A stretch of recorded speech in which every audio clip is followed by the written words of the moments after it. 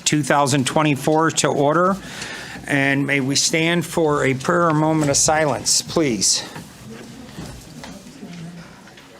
I'd like to take a moment of silence to reflect on those who are no longer with us and thank them for their years of service, volunteering for this town, who they love very much.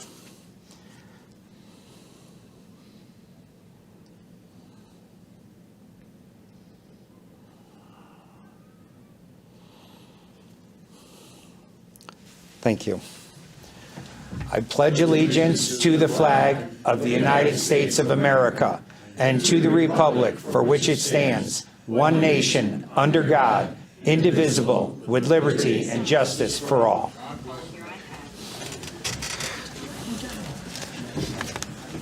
Everybody, Joey, everybody, Donnie. Okay, in the event of a fire, there are two means of exits from the council chamber. Exit out the rear doors and walk a safe distance away from the building, or exit through the side doors, go down one flight of stairs and out the doors, and also walk a safe distance from the building. Moving on, minutes of preceding meetings.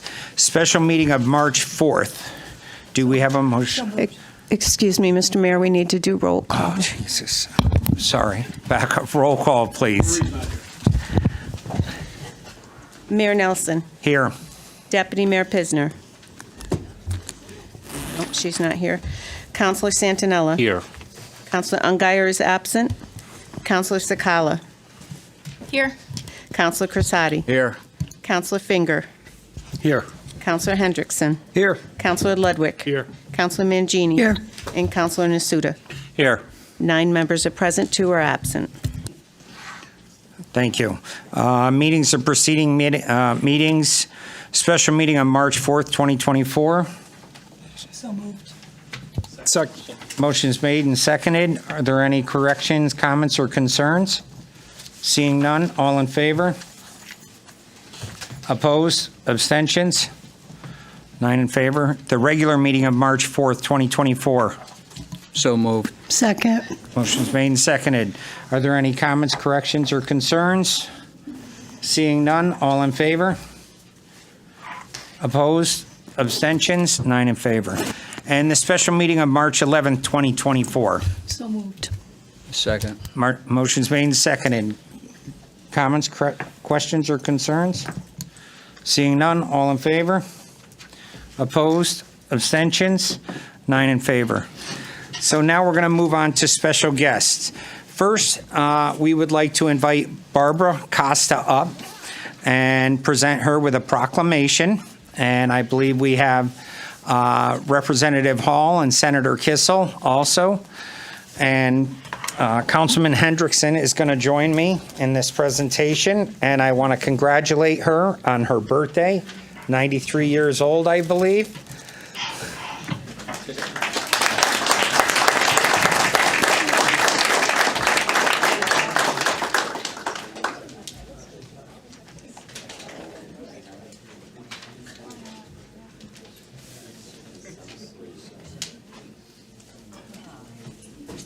This is from everyone who loves you and wants to thank you for the years of service.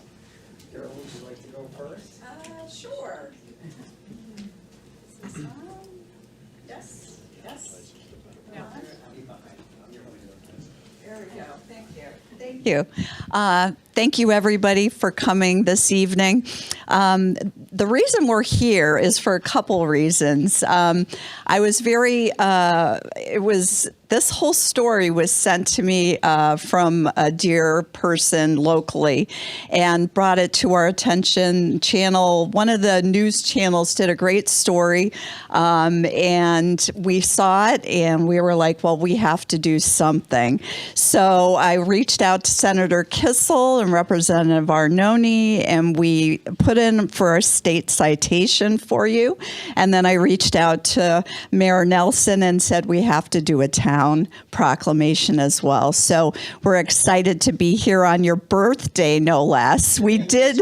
Today is her birthday, so very happy 93rd, is it? Yeah. 93rd, okay. So I'm going to read the citation. John, can you? Yes. Okay.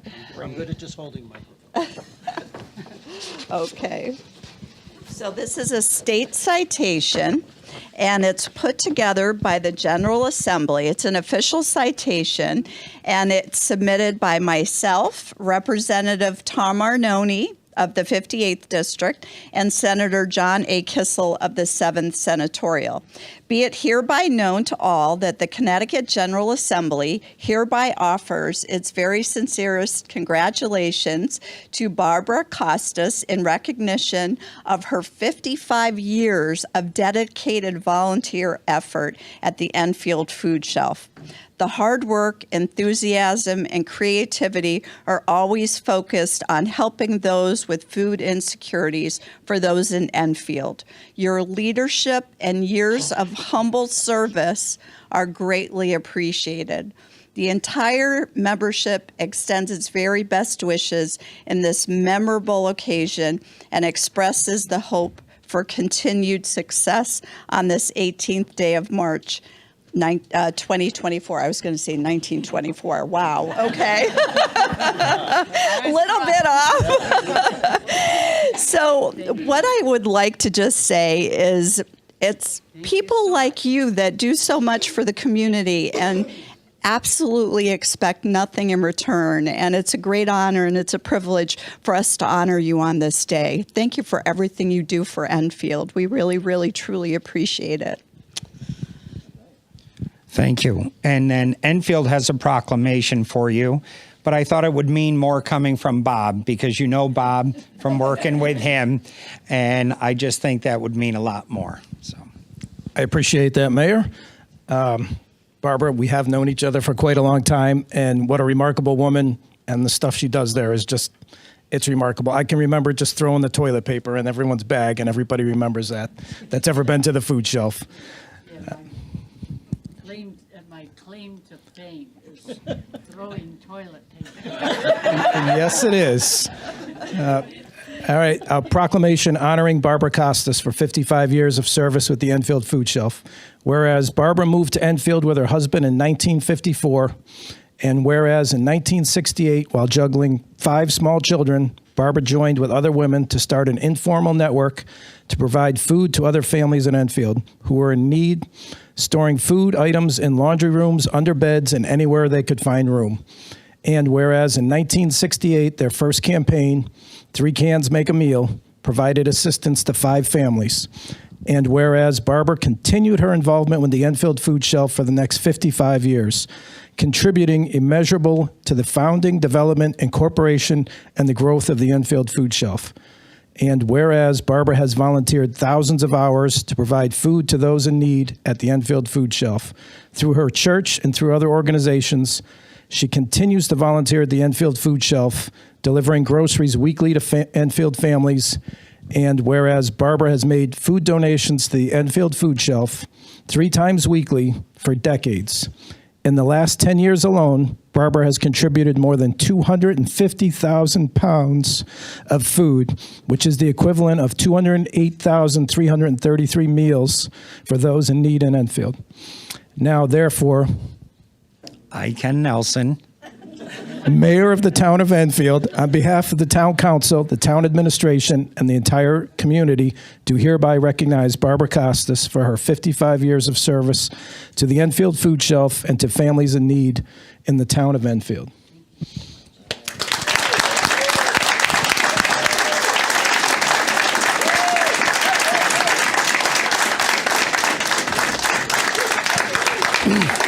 So I'm a simple person, and this is a little out of my league, but I want to sing you happy birthday, and I hope all of you join me.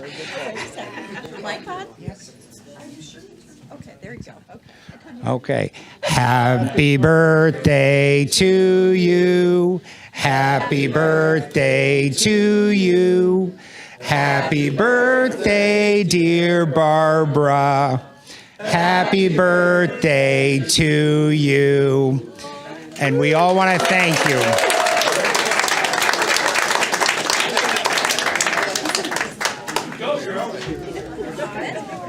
Would you like to say something to everybody? Here, let's do this. I'm just overwhelmed right now. Because of the birthday sing, right?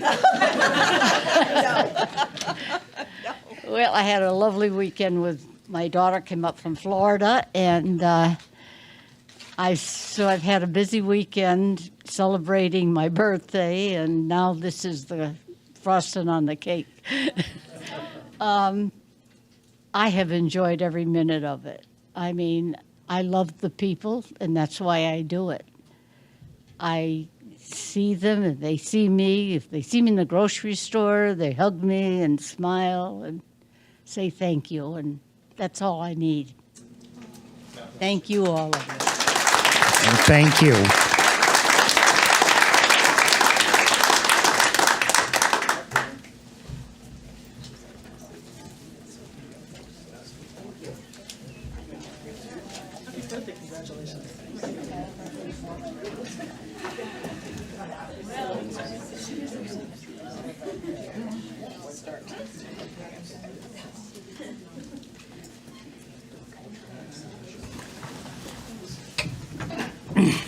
So moving on to our next special guest would be the Enfield Cultural Arts and Commissions. Come on up, Emily.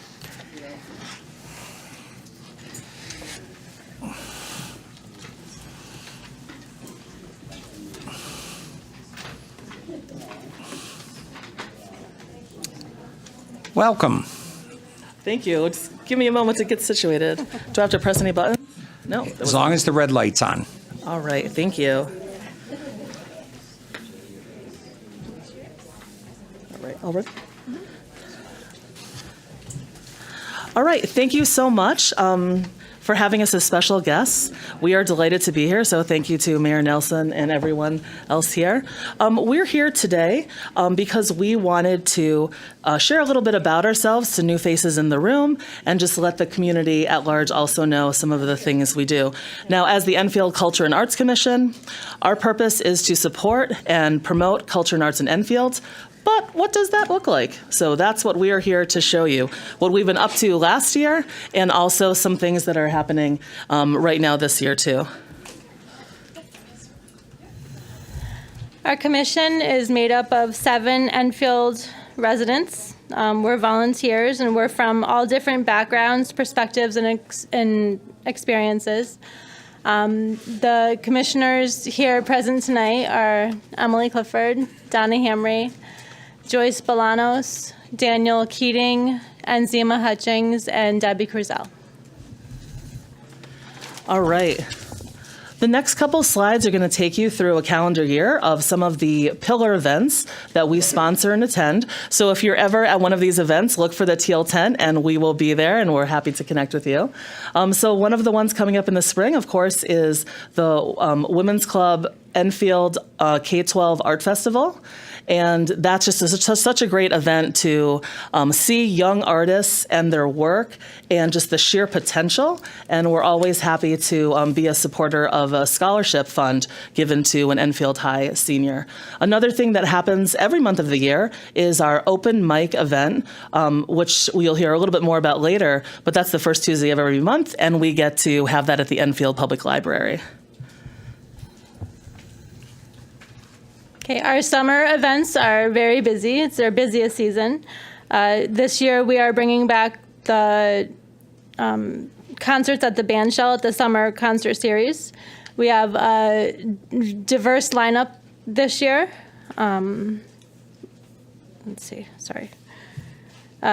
Featuring something for everyone with a variety of music. We're also offering a children's table and activity at our tent at the event each week. So families can come and bring their children and send them over, and we can keep them busy while you guys are enjoying the music.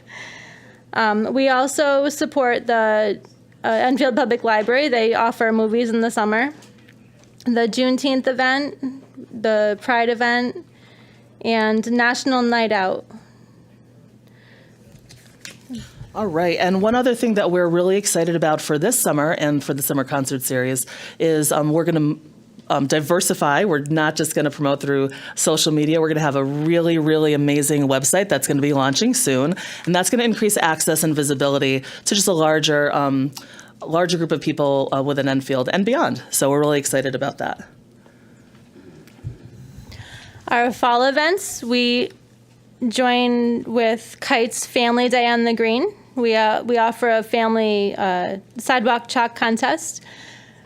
We have categories for all the students from pre-K 2 to 2nd to 5th grade, 6th to 8th, 9th to 12th, and we've added an adult category, so anyone can come grace our sidewalk with art drawings. And we also support the annual Jack-o'-lantern festival. Last year, the Jack-o'-lantern festival was canceled due to inclement weather, but we look forward to joining them again this year. All right, so this brings us to winter. We are proud sponsors of the Festival of Trees reception, and this is a great opportunity for people all over town and organizations to create a tree out of random or interesting materials, and it's just a really fun way of seeing creativity. The reception's great because we usually get musicians from the high school or like a singer, so it's fun for all ages. We're really excited about the Heritage Fair, which is coming back stronger and stronger every year, and it's a great way for Enfield Public School children to see other cultures, celebrate their cultures, and it's a very popular event. Another thing that a lot of people should know about, and they don't, is Poetry in Enfield, and that's a poetry recitation contest, and that's held at Enfield High School for middle schoolers and high schoolers. You'll hear poems in English, you'll hear poems in world languages, and heritage speakers doing poems, and that is a really, really cool event, and the kids move on to state and national competitions at that point, and we've been honored to be judges there for the last couple of years. And of course, we love the Torchlight Parade and Carol Sing. So glad that we were able to have that back again. Thank you so much. And our poet laureate, Enzima Hutchings, was able to give an original work during that really fun event. Okay.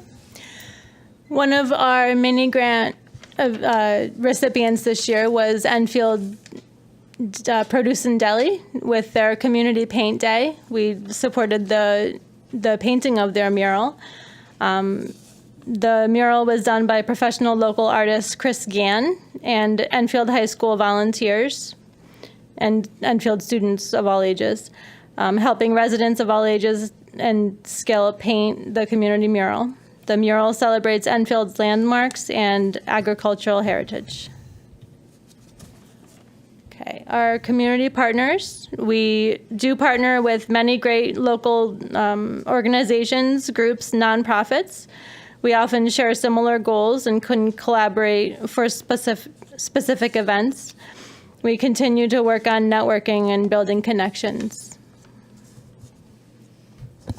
All right. One of my favorite parts of our ECAC meetings is having special guests come to us.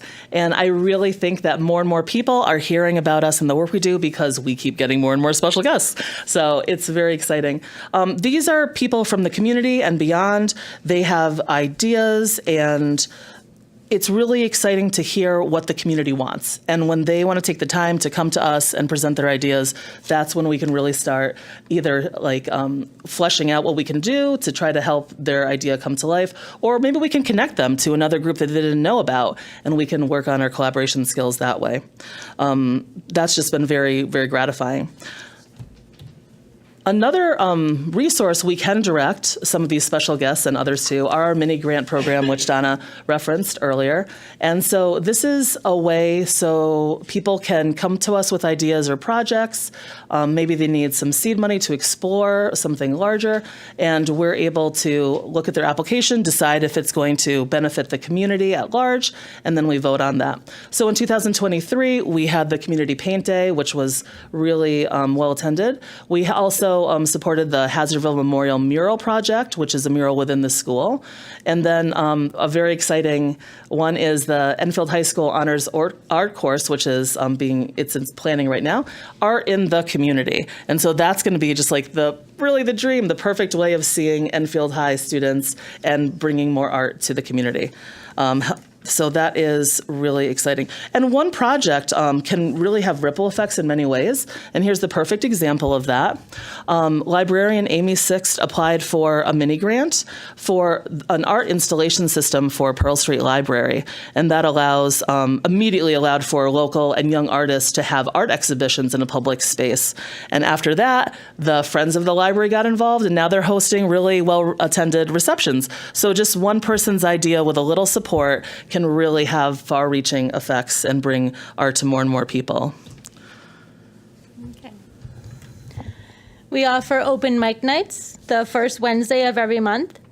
This idea came out of one of our commission members. She was at Serapes, one of our local restaurants here, and noticed a group of kids just jamming and playing music. And when she approached them, they shared that they didn't have anywhere to play. So Serapes was nice enough to offer them to join their space. So we started having open mic nights at the Enfield Public Library, the Central Branch, the first Wednesday of every month from 6 to 8. We started in September, and we're continuing throughout the rest of the year. We have an MC who supports us each week. He sets it up and really just helps keep the event going.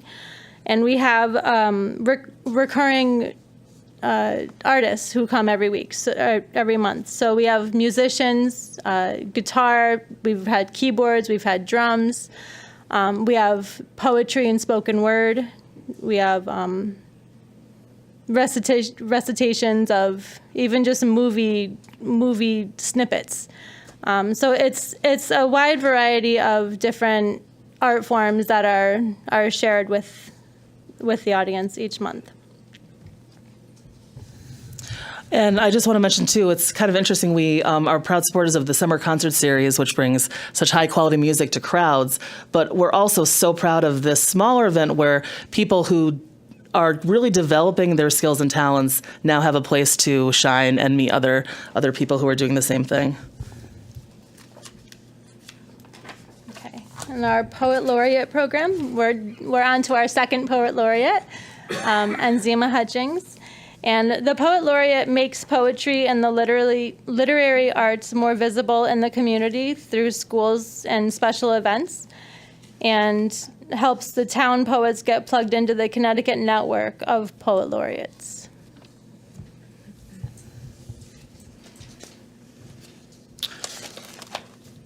All right. Another thing that we're really excited to promote is our online events calendar. And these are not just our events, but events that fit the culture and arts umbrella. And so other organizations or groups can email us, and we'll be able to promote their event. This came about because people were realizing at our meetings that there were almost too many great things happening on certain weekends, and wouldn't it be nice if people could talk a little bit more and not have everything on the same weekend, like the Torchlight Parade weekends and stuff like that.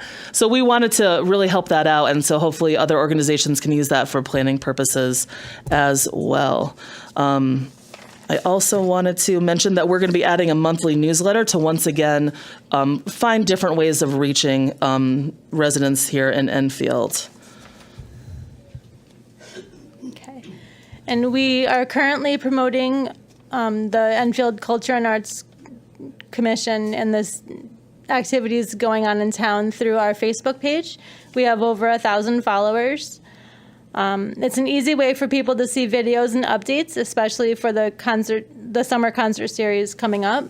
We promote the different activities, and we've occasionally gone live.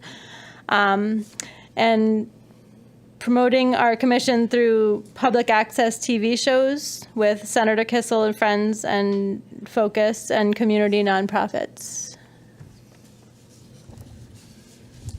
All right, and this is, our Culture and Arts Commission is really such a big team effort, and we definitely want to thank our commissioners who came tonight, and we also want to thank our liaisons. Last year, our liaisons were Lori Ungeyer and John Santinella, and we also had Josh Hamry as our Board of Ed liaison, and this year we have Mayor Ken Nelson and John Santinella again, and we have Tina LeBlanc as our Board of Ed liaison, and Jason Neely, who's Director of Libraries, has has been our wonderful staff liaison, helping us through all sorts of different issues and obstacles sometimes, and helps us get to good solutions. So we're so thankful to have support of the town council in so many ways. It really is great to have that support. All right, and so last but not least, if you want to connect with us, we do have a very well checked many times a day email address, ecac.contact@gmail.com. We're also on Facebook. And if you would like to attend our meetings, it's open to the public the first Tuesday of the month at 6:30 in the Skidco room of the Town Hall. And if you're interested in being a special guest, just get in touch with us first so we can make sure that we have room on the agenda for you.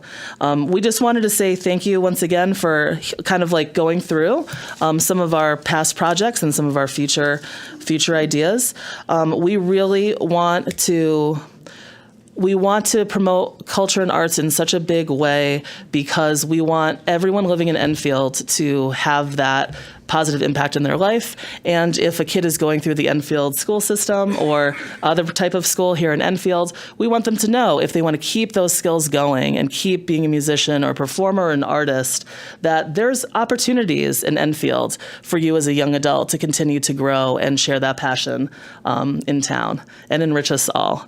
So thank you so much. If you have any questions, definitely let us know. Hopefully they won't be too difficult. Well, thank you very much, and we appreciate everything that the cultural arts does in this town. And like I said, it's I don't want to say it's one of our best kept secrets because that's the problem. We need to get more exposure for it. And the bands this year at Higgins Park, everything you've done to help put that together. We have a tremendous lineup this year, so we're all going to enjoy it, and that's from your hard work. And Chris's, so we'll include him. So Thank you so much. Jason's been overseeing it. That's true too. Thank you, Jason's Steve. done a great Thank you, job. Chris. Have a look at the website. It's really, really going to be something. great. Thank you so much. Thank you.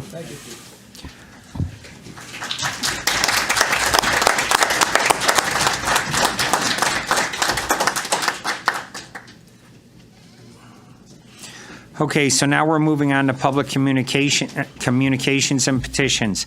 Any person who wishes to address the council shall first be recognized by the chair and shall state their name and address for the record.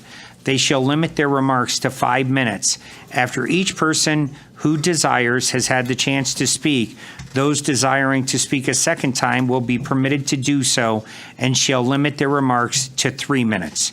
During public communications, item number 7 on the agenda, public members shall limit their remarks to 2 rounds, 8 minutes. During public communications, item 16 on the agenda, if prior to 11 p.m., each person shall limit their remarks to 3 minutes. Public communication shall be limited to 1 hour unless extended by a majority vote of the council. All remarks shall be addressed to the council as a whole and not to any individual member. All remarks addressed to the administration of the town shall be addressed to the town manager and not to an individual employee. Public members shall observe proper decorum and good conduct and shall refrain from personalities and improper language. Who would like to come up and speak? George, come on up.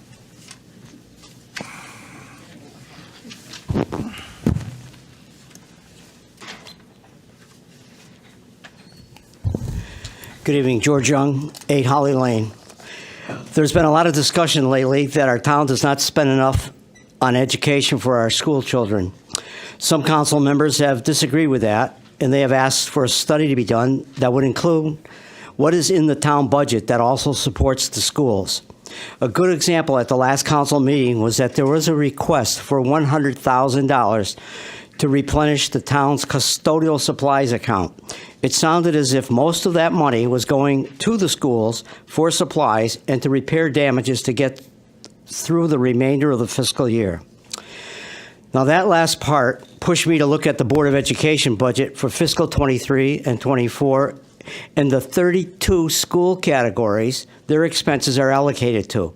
In particular, I looked at the salaries and the supplies portions of the total budget of $73.2 million and $75.9 million for fiscal 24.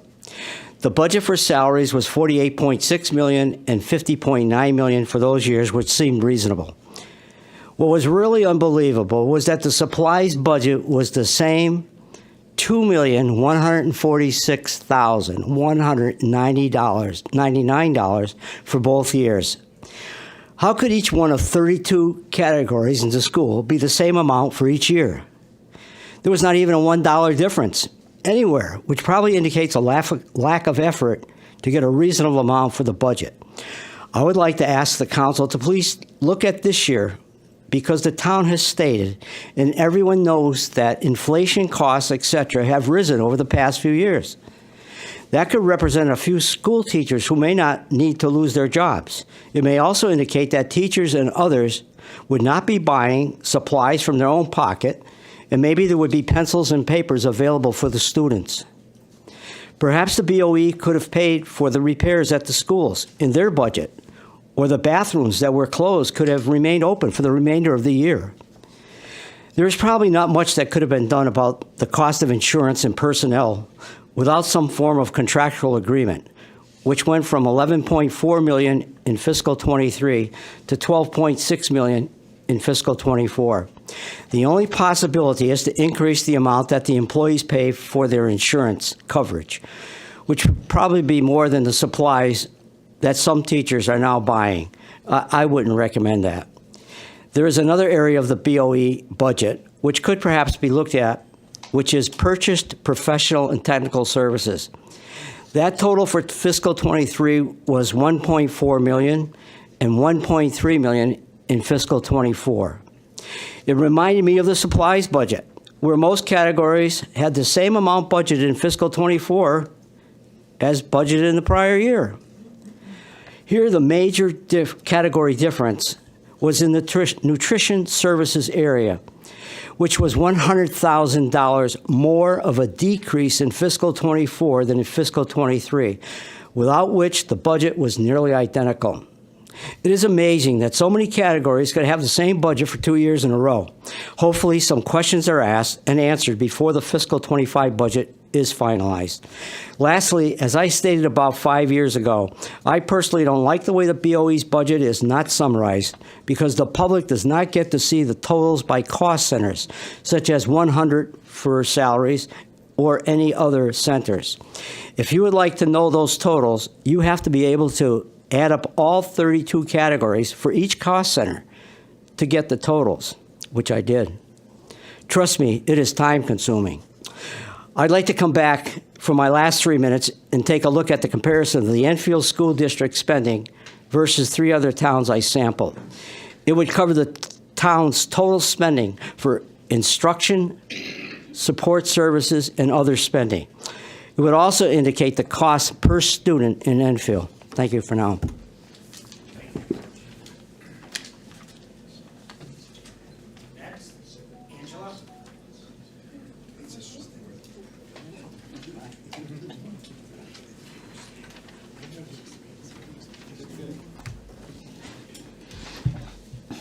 Good evening. Angela Foss, 16 Crescent Beach Drive, talking about something totally different tonight. It doesn't rhyme with woof.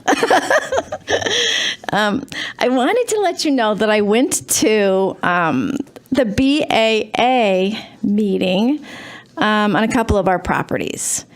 And I don't know if you're aware of this, but I wanted to bring it to your attention.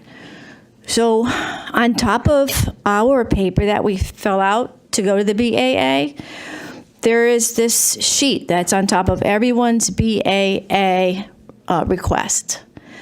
It comes directly from the assessor's office. I was like shocked. I really was kind of shocked. Board of Assessment Appeals to the Board of Assessment Appeals. Dear board members, talking about our property, which shouldn't have gone up at all because we've made 0 improvements on the property. But then there's an actual explanation as why they went up on the property, and swaying, literally, them to in words that they need to keep with what the assessor had originally written down. Like, I was shocked. It's so inappropriate, but it's on top of everyone of the BAA assessments is this letter from them. And the only reason I have this copy is I took a picture of it. Otherwise, I'm not provided with a copy as a resident. And the other thing I wanted to talk to you about tonight is that I'm on the other side of this. I am thrilled that you are getting us police officers in the schools. I am thrilled with that. I know it's at a huge expense. I know there's going to have to be cut someplace else. And I saw the red that you have in here with the changes, which seem to just make it so much of a stronger position. I want the children to be safe. I can see myself, and I'm sure you probably can too, as being one of those teachers. And I know, I hope and I pray to God that I will be one of those teachers, but jumping in front of the children, to save them. I just can see me being that way. And I haven't felt safe. And I haven't felt safe for the children. And because you have taken this upon yourselves to provide this protection for the children, I really do thank you. I know it's not an easy pill to swallow, but I do appreciate you. Thank you. Thank you, Angela. Jen?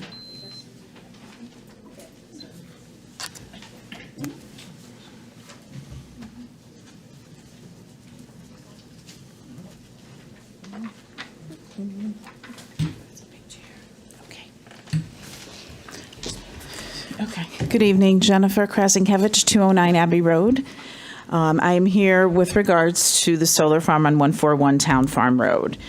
Again, I just want to make it clear, I'm not against solar. I'm just against the proximity of this particular solar farm to my property. And I just want to keep it in the forefront. I know everyone here is doing their part. A couple things I wanted to mention, and I don't know if the town can get involved, but both Bobby and myself, we filed for the intervenership, and that was approved. So we're just awaiting word, and I checked the Siting Council website today. But I want to point out something, and again, I don't know if this is something you can help us with or not, but we received an email specifically from the Lodestar Energy Group wanting to come out to our properties to discuss the solar farm on Town Farm Road. They wanted to discuss the site and any concerns that we may have. They wanted to make a quick phone call. I haven't called them yet. And they proposed 2 dates, which one is Wednesday, March 27th, and the other is April 3rd. They'd like to meet in the afternoon. And I don't know if this is something that the town themselves could also come to, or is that, I know the email was specific to us as town, as owners abutting the property, but I want to put it out there. I don't know. Again, the dates, March 27th and April 3rd. I haven't contacted them yet. So I wanted to bring that to your attention. And the other thing, in digging around the site today, I actually came across some interesting information regarding the Council on Environmental Quality, where they specifically, this looks like it's sent to the attorney on behalf of Lodestar, regarding this petition that the site is currently cropland planted with corn at the time that they did their surveying. And the soils are mapped and noted as prime farmland, and that's in capital, soil by the NRCS. And it also mentions the council wants to emphasize the importance of agricultural land in Connecticut and to note that the continuing accretion, of multiple individual decisions to site solar facilities on productive agricultural land has cumulative regional economic and ecological implications. Although the proposed project does not require a determination from the Connecticut Department of Agriculture regarding the material effect of the proposed solar project, the council recommends that the petition develop and implement an agricultural co-use plan for the proposed site. In addition, the council recommends that the petitioner survey the depth of the topsoil in the areas where the topsoil striping is proposed, retain all topsoil on the proposed sites, and employ best practices.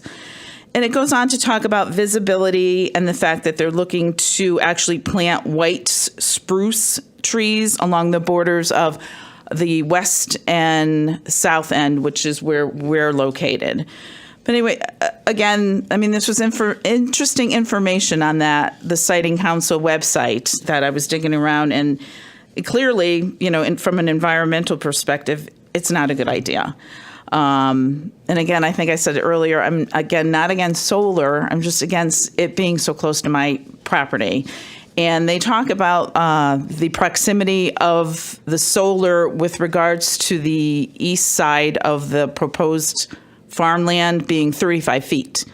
So there's no mention of the feet distance from our land to the actual solar farm, which again is like 30 feet. So again, I want to thank you guys for what you've done so far. Again, don't know if you can get involved with regards to them wanting to reach out to us directly. But again, I just want to keep this in your thoughts. So Barbara? Do I have time? Yes. Stop it. Barbara Audette, also known as Bobby, 211 Abbey Road. My question is, I don't think it's in our best interest to talk to them alone. Do we need a lawyer? And would the town lawyer represent us, or do we have to hire one? Do you give us any answers? We can't go back and forth, but when Okay, we okay, talk, we'll all right. address. Okay. I'm sure Okay. Mike will chime in. That's my question. Good. If you could answer it at some point, please. Okay. Thank you. Yep. Okay. Trying to be quiet tonight. Please don't be quiet, Mike. Nobody's buying it. Please don't do. But again, we want to thank you, but go ahead. I also want to thank Zachary, who is a grandson of who is proposing to put it on the property, is against it, and for us. Thank you, Zach. See. Thank you. Thanks. Walter, come on up.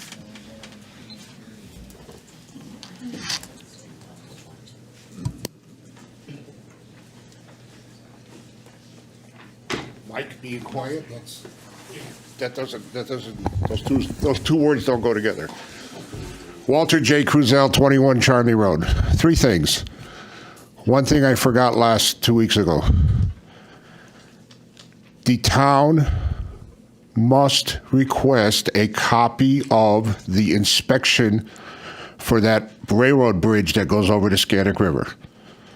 That report must be given to our town engineer for him to study and go over before they do anything. We don't want another East Palestine. We don't want diesel fuel flowing down the Scannick River. We don't want French fries flowing down the Scannick River.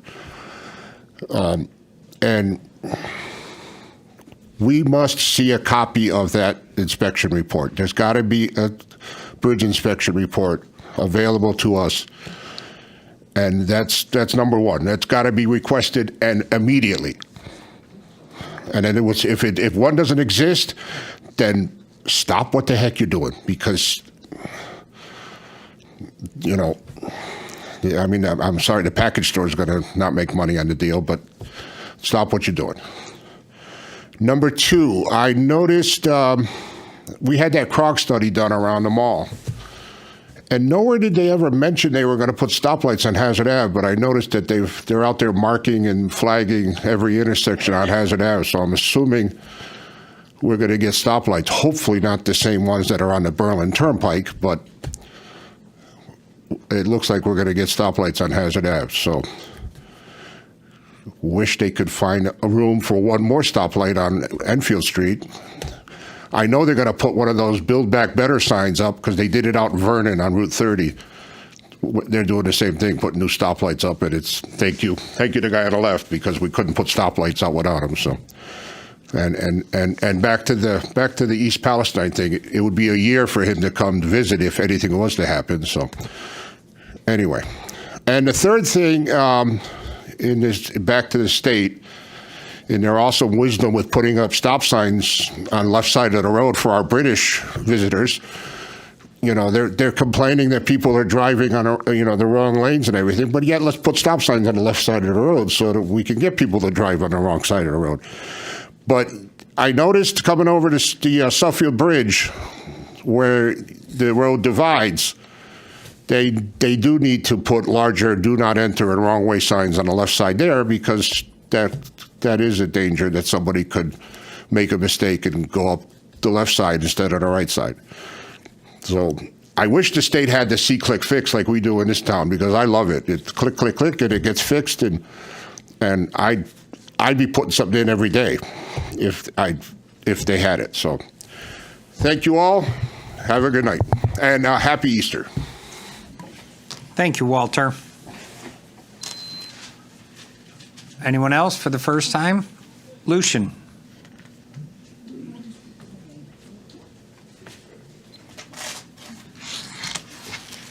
Lucian LaFave, 54 Kimberly Drive, also chairman of the Enfield Veterans Council. Here tonight to talk about save the date for our Memorial Day parade. A lot of people might think it's too early, but it's really not. We're looking to get more participation in our parades, looking for school groups, other organizations to join us in our parade. If anybody wants to put a float in the parade, we're open to more participation from the people in the town here, whether it be school groups, the Little League, softball leagues, whatever, to get involved in our Memorial Day parade. If anybody's interested in joining our parade, they can contact me at 860-463-7168 or Jim Maloney at 860-836-1176 or Tony Torres at 860-394-9973. Again, it's Sunday, May 26th, steps off at 1 o'clock. And as I always say, the parade is the fun part of it. The meat and potatoes part of it is the ceremony at the town green. Anybody wishing to participate, we ask them two things: non-political and patriotic. It's a patriotic event. It's about the veterans of the town of Enfield and of the United States of America that defended this country and gave us the right to do what we want to do. Thank you. Thank you, Lucian. Sir.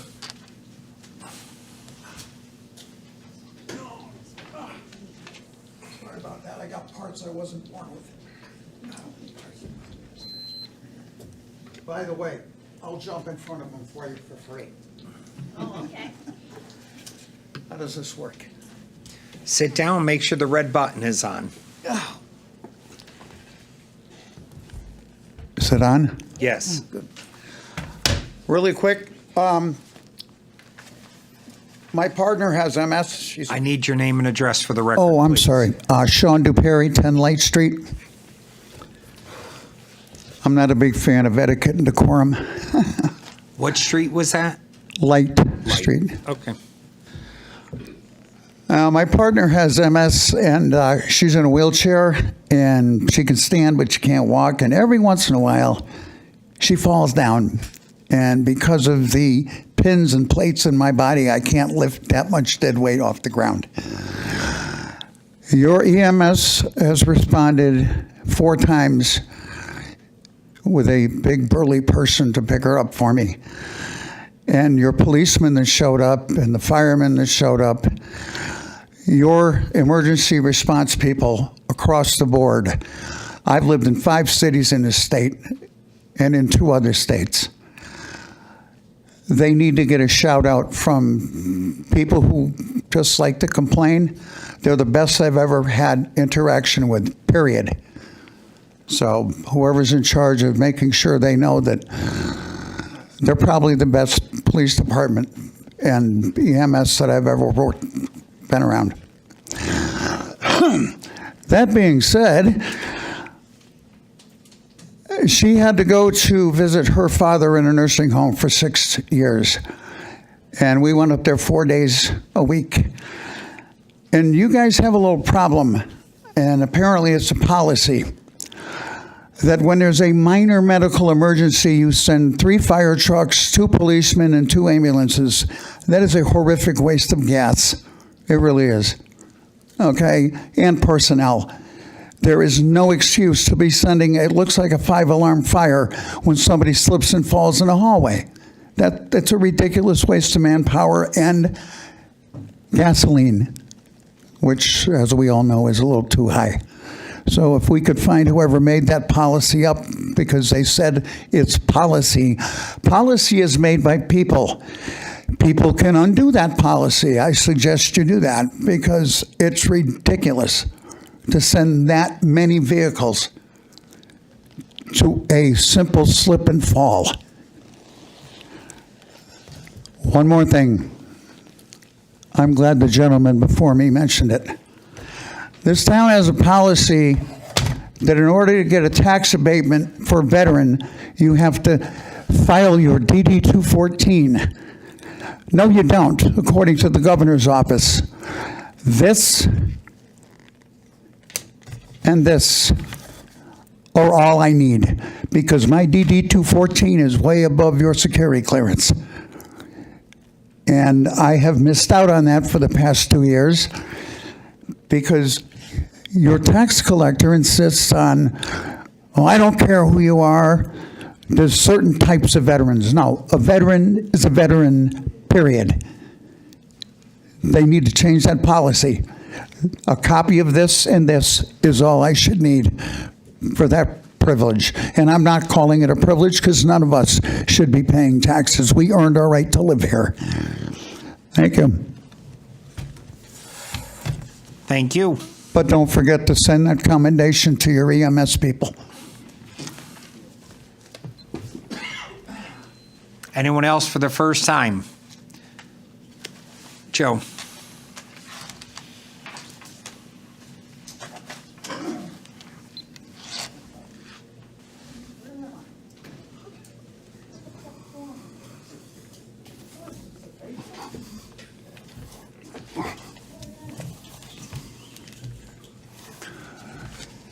Joe Goes Jr., District 1, Town of Enfield, Connecticut. Ken Nelson, Mayor. First, I'd like to compliment the gentleman, the veteran that just spoke, and Lucian. My father is buried at St. Adalbert's. He was in the Navy. He's a Thompsonville native. My grandfather is buried at St. Adalbert's. He was in the Army, World War I. They wouldn't be too pleased with what we see today. Number two, I'd like to thank Mr. Hendrickson. The people that have been forgotten in this town are the taxpayers. Thank you. I'm a former teacher, chemistry, physics, biology, in high school. Before there were SROs or security resource officers, we broke up the fights. We handled the shooters, if there were any. We have a whole, in the schools I worked in, we have a whole protocol to handle anything. So I don't know about the money you want to spend. Education, I wished I had a smart board when I was teaching. We used a piece of chalk. Everybody had notebooks. They knew how to write, they knew how to read, and they knew how to think. And if they didn't, we helped them out because college was going to be tough. We spend too much money on education. And that's from the inside baseball, what I call inside education. Thank you, Peter Janitis, who is in the public school system teaching history. And I taught tech ed as well. Materials, only recently did teachers in the last 10, 15 years get a statement of a tax break. We used to have to spend about $700 of our money to $1,000 on supplies. The other thing I'd like to talk about is I subscribe only to the Epic Times. I do not read the Hartford Courant or any newspaper in this state. And these are two articles. CO2 and temperature debate. It's still a debate. For the young ladies that just stood up here talking about solar panels, they wanted to say they're not against solar panels. I'm a scientist, I'm an engineer. I am against solar panels. They are inefficient, they're ineffective, and by the way, non-scientists call them photovoltaics. No, it's photovoltaics. And wind turbines, it is not windmills.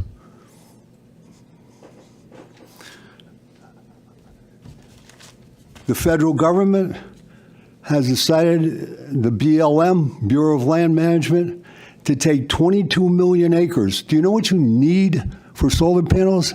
Do you know what the Siting Council doesn't tell you? This is all starting in 2014 with RGGI, Regional Greenhouse Gas Initiative. We need to blanket the state with solar panels, and we need to put the most ridiculous wind turbines. I'm an engineer.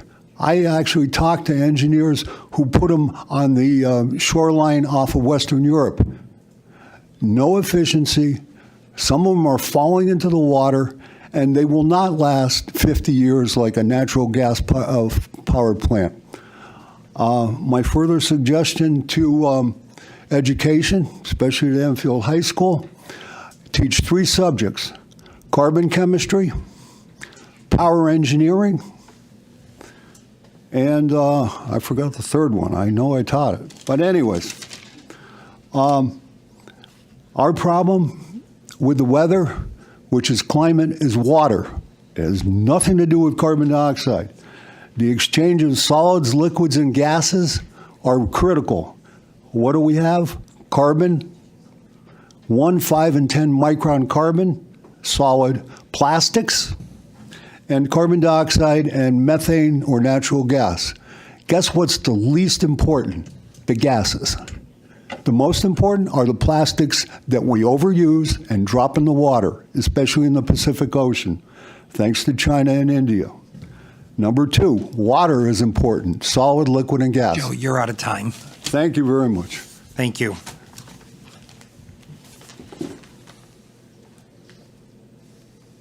Anyone else for the first time? George. Yep.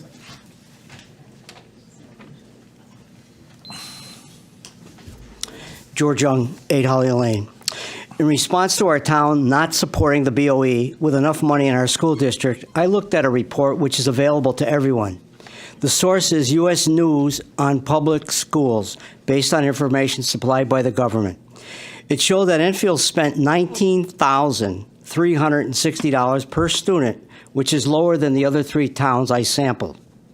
Those towns are Suffield, $20,246, East Windsor, $26,594, and Manchester, $23,674.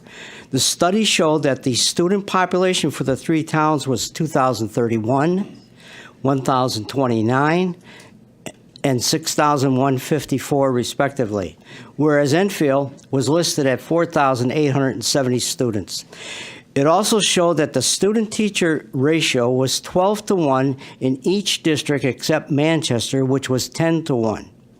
When we looked at spending by category, it was interesting that Enfield spent about 66.8% of its expenses per student on instruction, which was higher than the other 3 towns. Enfield also spends less of its other spending category.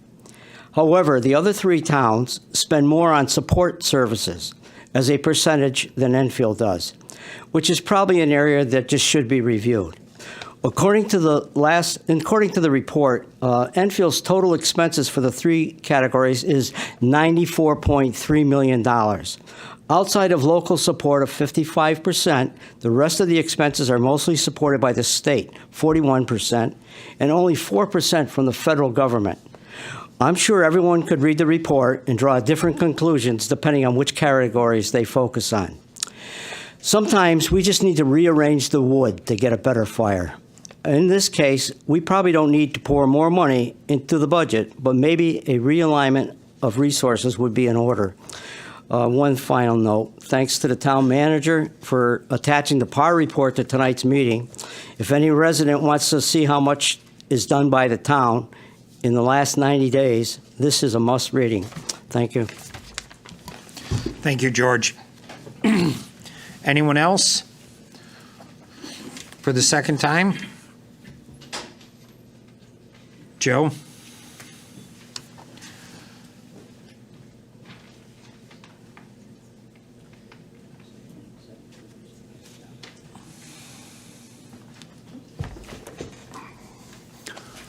Joe Gullis Jr., 31 Stardust Drive, which I forgot to mention before, in Enfield, Connecticut, the town.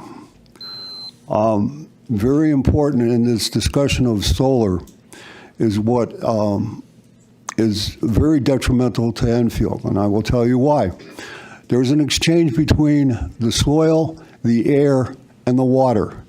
The most important thing, because air is always moving, is the soil and the water. We happen to be standing on our water table. If you look around Enfield, you will see water accumulating, especially in the Shaker Pines district, right there in the forest. We can't afford to pollute our water. And so therefore, what you must know is that you have two air masses that move over Europe and China and India. One air mass is the lower level stratospheric air mass that brings some pollutants which get recycled in the ocean and in the Pacific Ocean. The other air mass is the jet stream. So the war in Ukraine is actually bringing us toxic materials up in the jet stream, which can drop on the United States. Why do I say toxic? Because World War II, when you blew up a building, you were talking cement, you were talking brick, you were talking wood products, all of which can be recycled in the environment. Now when you blow up a building like this, you're talking electronic products. And being an engineer as well, let me tell you how many radioactive and toxic substances are in there. Plus, plastics are actually toxic because when they break down in the ocean, unlike the wood drifting there or glass, they break down into what are called microplastics, which you don't want in that environment or in the ocean environment. The current estimate is it will cost $70 trillion to put wind turbines all the way along the coast, all the way down to Maryland. How come Delaware isn't involved in that? Because Delaware generates nuclear and natural gas energy. New Jersey just pulled out for the next 3 years because they're sick of dead whales on their beach. And that's only one aspect of it. Would you like concrete dropped in your backyard? That's what you have in the ocean. I thought we were going to protect the ocean. The wind turbine is an engineering fiasco. Who's pushing it? General Electric is one company, 51% owned by the Chinese. Who took a company here that had 140 employees from Enfield? You don't remember? 2010? STR, Specialized Testing Research. 100 employees made a proprietary plastic for the solar panels. The China said, no, it's got to be made in Asia. So they moved out. Now we have a brewery. It's a fine brewery, but we lost 100 employees there, plus the 50 specialized testing research. I had family work for them, and they tested materials other than what UL and CSA, which test the electrics. Time. Thank you, Joe. You're welcome. Jen.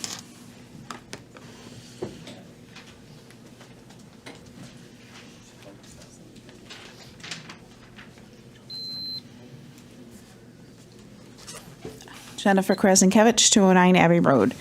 I just want to clarify with regards to what the gentleman who just spoke said.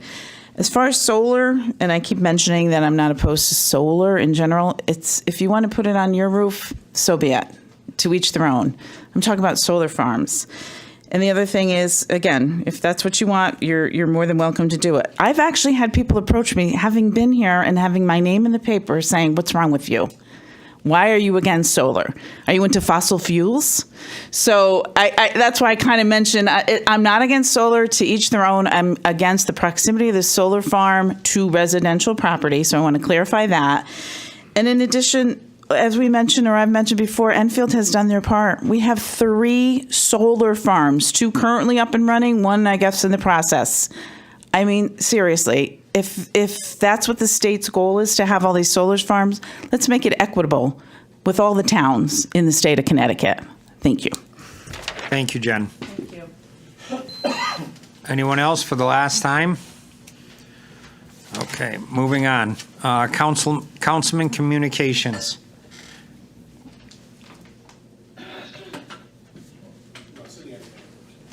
Councilman Mangini. Thank you. Just a couple of items. We celebrated St. Patrick's Day yesterday. Hope everyone enjoyed. Tomorrow is the Feast of St. Joseph. And I would hope that people will remember St. Joseph and honor his feast as well. I also want to, through our mayor, to our town manager, find a way that we can bring back the senior help. Many people, elderly people, people that are in a bad position, that can't do general maintenance, are looking to get some help. That program had set a precedent for our town. It had been going on for many years, and to pull the rug right from underneath it is wrong. It's terribly wrong. So what we need to do, in my opinion, and hopefully with the support of the council, is to find a way that we can bring it back, hold harmless agreements. And to our town attorney, please correct me if I'm wrong, town attorney, but as a realtor, when I step on a property, if I get injured or if my buyer gets injured, it's on me and the homeowner. It's not on, the company I'm representing. There has to be a way that we, the town of Enfield, can have some sort of relationship with the workers that are doing good deeds for people. So I'd like to bring that forward and keep that alive, if at all possible. And then finally, I do want to encourage any adult here or in TV land, with the permission of any school administrator, to step into any school, and see the need of supplies, of help, of tolerance that those teachers have. You can take numbers, you can take statistics, you can make them do whatever you want with them, but the true reality is those teachers are doing yeoman's work. They're doing angelic duties with nothing. There are teachers that bring in their own supplies, pencils, paper, and there are parents and other relatives that donate so teachers can have copy paper. That's insane. That's totally insane, and I get really, really disturbed when I hear rhetoric about, oh, these numbers say this. I don't care. Go into a school and open your eyes and look and see what's what. And if it's not possible to do that, ask the administrator to show some true evidence of what's going on in the school. Because those teachers are working hard and they have very limited quantities of supplies that they need. So I want to get that and bring it forward. Thank you. Thank you. Councilman Finger. Thank you, Mayor. First off, after the last meeting, I went back and I watched Mr. Young up here, and I want to apologize to him because when he was reading things about our mayor being, I don't know what you want to call it. A bully. A bully, thank you. He was quoting from a Board of Education member. I think that's what it was, and I still don't like the idea of him being called a bully because he's not. All right, but George, I want to apologize because I did accuse you of that statement, and I was wrong. I just want to let you know. That's the first thing.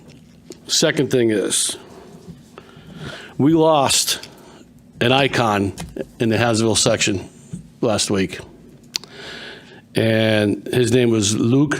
They call him Doc, and I'll make sure I pronounce his last name right. Sapola. Sapoola. He was the homeless gentleman who had the dog who used to carry around the milk crate. Remember that? You know, and George was, Lyle George.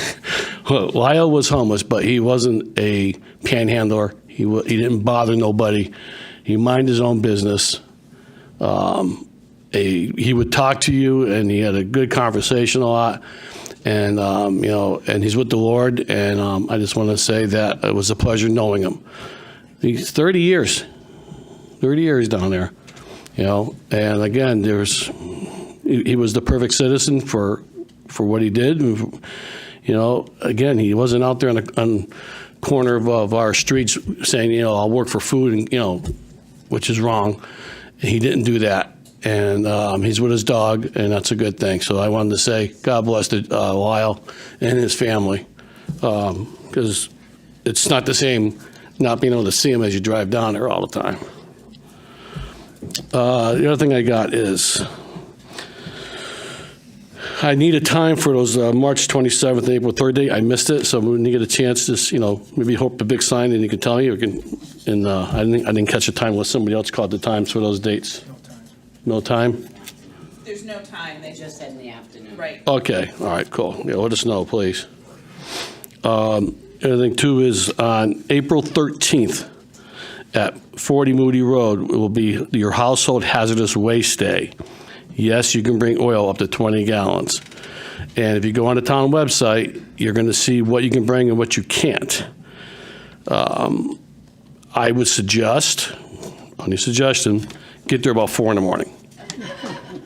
And I'm only kidding, of course, but make sure you got coffee and a newspaper and something like that, because we only have it once a year now, and it'll be busy. It'll be busy. And the last thing for my communication on this is through the town mayor to the town manager, and I get ready to write this down if you don't mind, please, sir, is I would like to have a meeting with you and our zoning official about 348 Hazard Avenue. That's Matt's Collectibles and Cards and Collectibles. Mark, Matt's, yes. I had a meeting with him today and the neighbors there, and there's some things going a little sour there.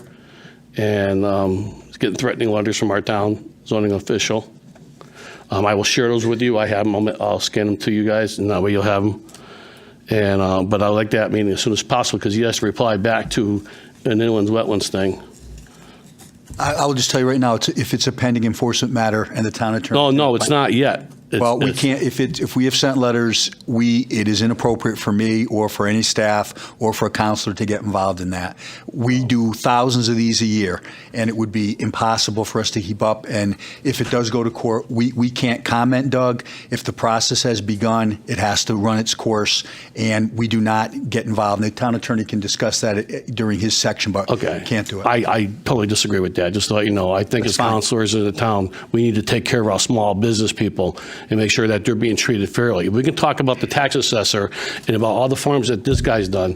Why can't we talk about this? So I'm just letting you know. No, I understand. During my report, I can comment, because a lot of the things discussed about that other issue are inappropriate as well. And we've received a letter from the state, the office of the Undersecretary of OPM, that I sent to all of you in regard to the tax appeal process and the roles that the assessor plays, the BAA, and the proper form is the Superior Court. He, as the licensing authority for the assessor, said, I have no independent authority to investigate nor to do any kind of prosecution. It's not under his bailiwick. Likewise with the town manager. When these things occur, Doug, and I think it's important that this comes up, you've got to go, when it's a state issue and it's a legal issue, the court system is the redress. If it's somebody was rude, That's under the town manager. That's a personnel issue. But these issues that people bring up, and I know they want to come to you because you've been elected and they come to you for help, but issues such as when we get lights on the state highway, we forward them, but people get frustrated because we don't get an answer either. You're right. I wish we had a quick fix it for the state and the federal government. So people come to us because we do respond to them. But in regard to somebody, Doug, and I think it's important, I thank you for the privilege of the floor, it's like when somebody gets a ticket for speeding. If the officer's rude, they can report it to me or the chief of police will look at it. But if you say I wasn't speeding, they can, but the council and the manager can't interfere. That goes to court. And the last example I'll give you is the same thing when somebody makes a claim against the town, an insurance claim or a personal injury or bodily. And our insurance carrier reviews it, and their attorneys, we pay them for that, and it's rejected. And over the years, I've sat here for 33 years, they too like to come to the council and say, well, it was rejected. We have these all the time. We had one today. And the town attorney's office said, no, that's why you have insurance. It isn't up to the council or the manager. You go to court. Now, I know people don't like to hire their own lawyer, but that's the system in America. And that's why going forward as these complaints about perhaps the collector or the assessor, if it's rudeness, customer service, I want to hear about it. But if it comes down to legal rights and the legal system, they have to go to the court system. And I know you disagree. We can talk offline. That's what I'm bringing up, is the rudeness. Yeah. Well, then that we can talk about. That's what I'm talking about. It's the rudeness of how this the is being underlying handled. part of the complaints we can't, but I just, for all councils, want to make it clear, we get a lot of these, and I just don't like people frustrated that, well, why didn't we help? Well, if it's a state or federal issue, we do what we can. We can try to change policy. We elicit our state or federal legislators to change the legislation and do what they can. So if it's a rudeness issue or politeness, customer service, I'm available all day long, and we can talk tomorrow on that. Yeah, that'll be fine. That's what I said. It's a rudeness issue. That's what I was talking about. All right. Well, he's not challenging what's happening. He's fine then, because that's my wheelhouse. And everybody knows on the council and all of my directors' employees, customer service is number one, and we don't tolerate rudeness by anybody. So we'll look at that. That was my request. All right. I misunderstood. No, that's and all right. We'll talk about it That's tomorrow. why we talk, Chris. Thank you, Doug. All right, guy. And that's all I have. Thank you. Thank you very much, Mr. Mayor. So if anyone is looking for something fun to do on Saturday night, the 4th of July committee is having their annual fundraiser. It's at the Elks Club. It's $40 a person. I've been multiple times. It's really great. The food's fantastic. The music's great. The company's great. And I believe there's still plenty of tickets available. So it's an option if you're looking for something to do. Through the mayor, the town manager, just a quick question. Budget books. I know you're not ready, but are we getting, do you just have an ETA? Like when can we sort of expect a first pass to just start going through it? John's coming up for another item, and so perhaps we can ask him when he comes in. And if you don't know, just an email tomorrow would be great. I just want to respond to Councilor Mangini's concern about the senior Fix-It program. I've reached out to a couple of nonprofits that operate in the community to express, to see if they have any interest in taking this over and running it as their own entity, and I'm waiting to hear back. It's not something that they can simply do for a whole host of reasons, but it's people talking to their boards and things like that. But we are trying to find another home for it so that it can still operate in the community. So I guess it's just a matter of staying tuned, and I will keep people appraised as I learn stuff. Thank you. Thank you. Councilman Ludwig.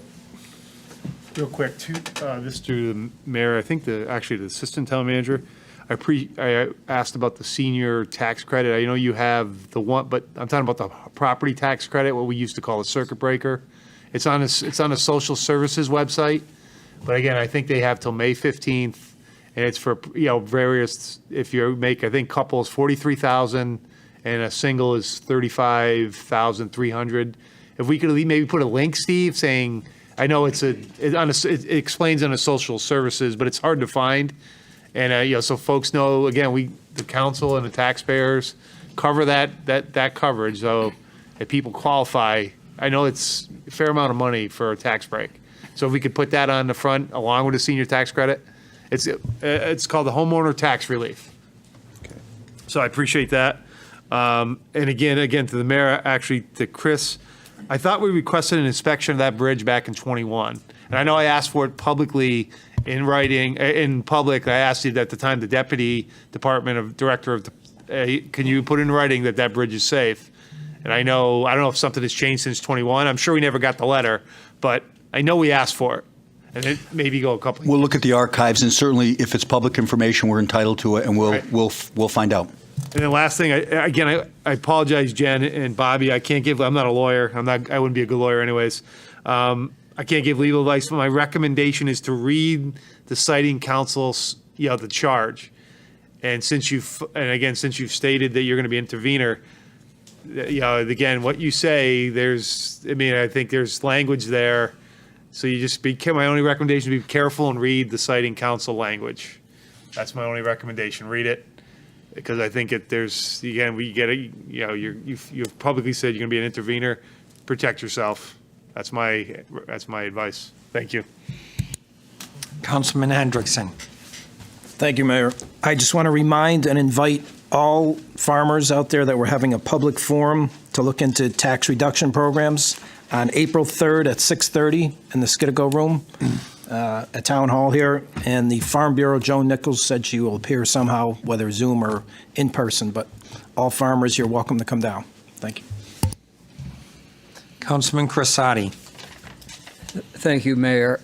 I just have a couple of comments and statements. First of all, the AARP tax aid program.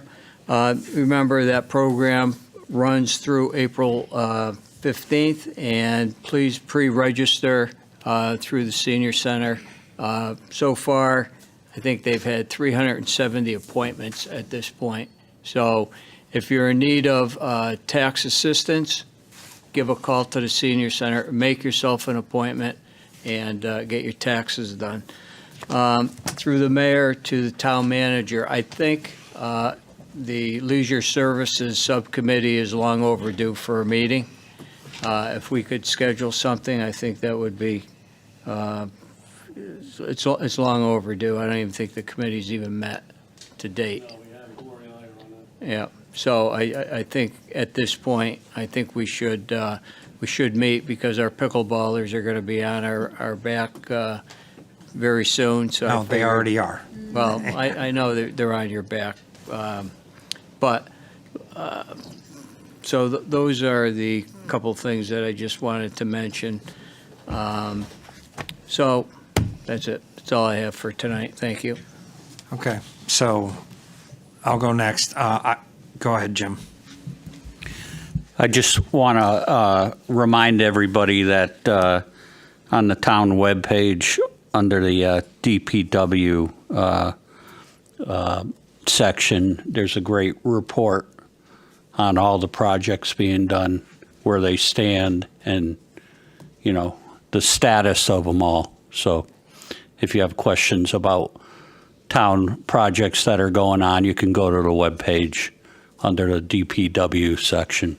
I wanted to remind everybody of that. Thank you, Jim.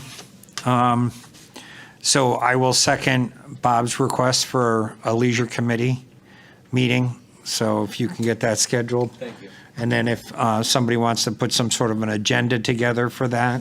I'll contact Jim. Yeah. Okay, and very just good. get through to Chris. So next, the Girl Scouts are doing their 112th year anniversary at the Square.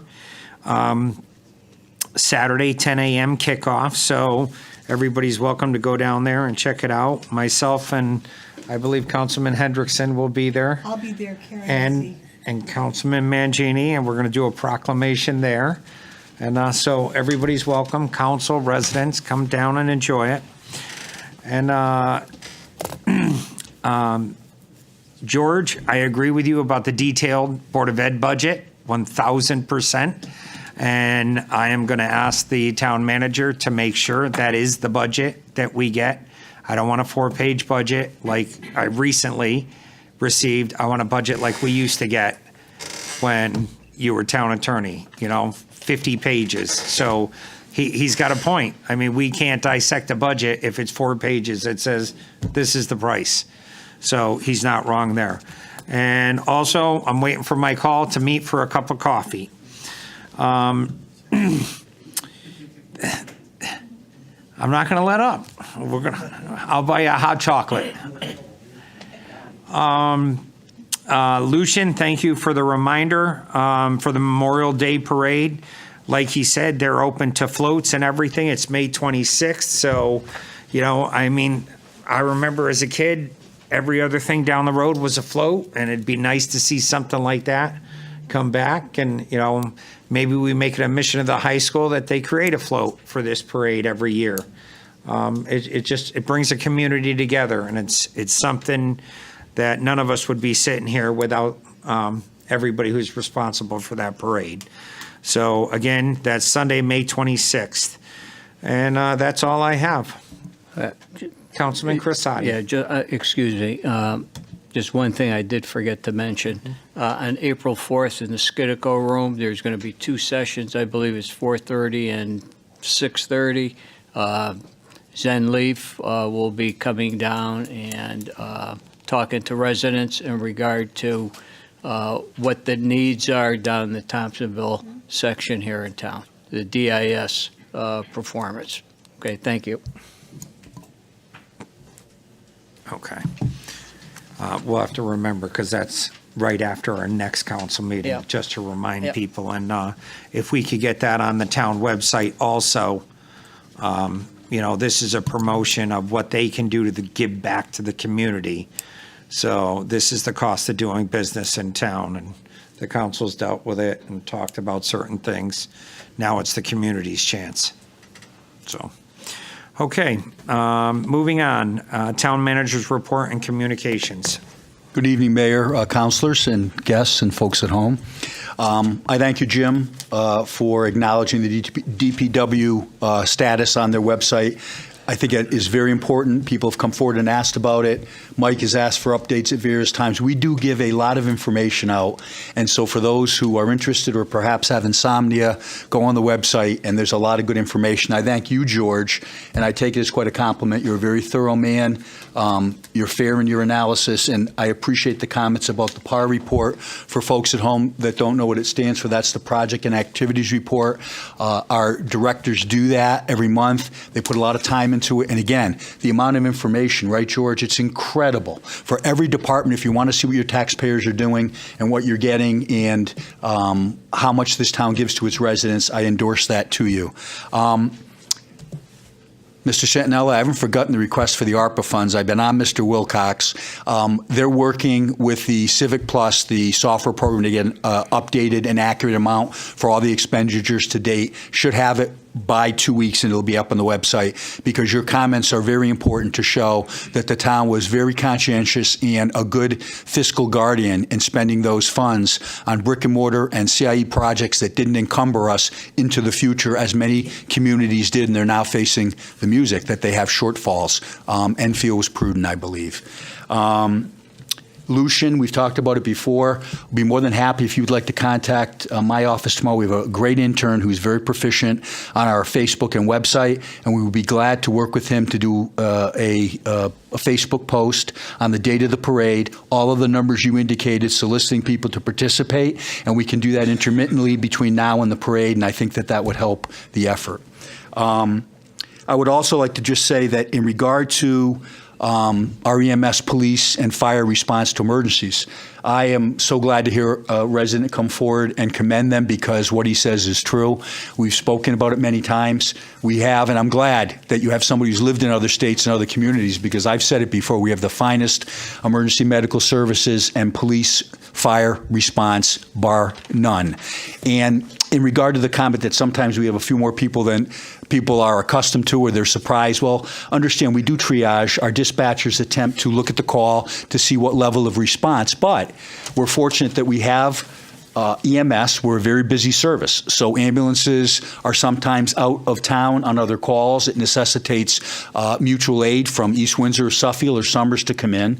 We have our police officers that usually are on patrol, but sometimes they're at serious calls, and that they are dispatched as well, but they might not be able to come right away.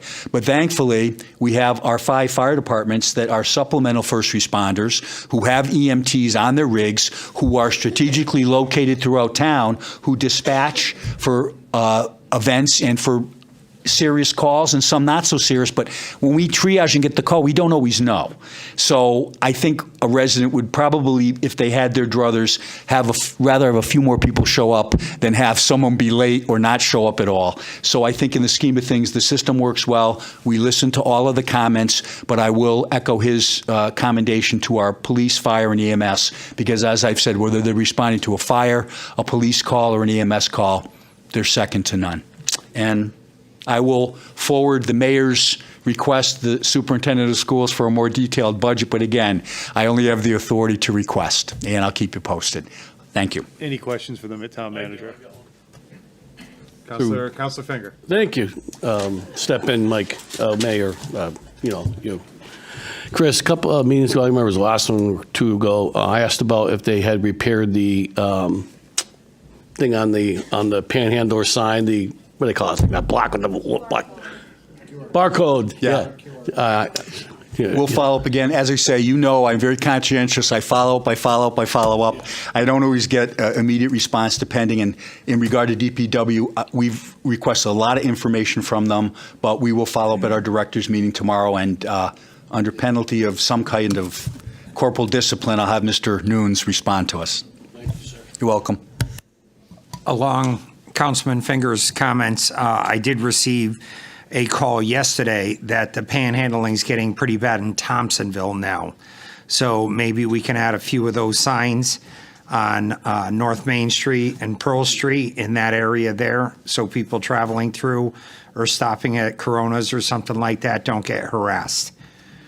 All right, and just by enough, that's a consensus. We don't have to go back to Public Safety Subcommittee. If everybody's in agreement, we sort of have the template down. So if nobody strenuously objects, we'll talk to Mr. Nunes about that and the chief tomorrow. Great, thank you. Okay, town attorney's report. Good evening. Thank you for the opportunity to give a report. I really don't have much to talk about tonight, but I would like to address a couple of issues. The first is on the solar and the siting council.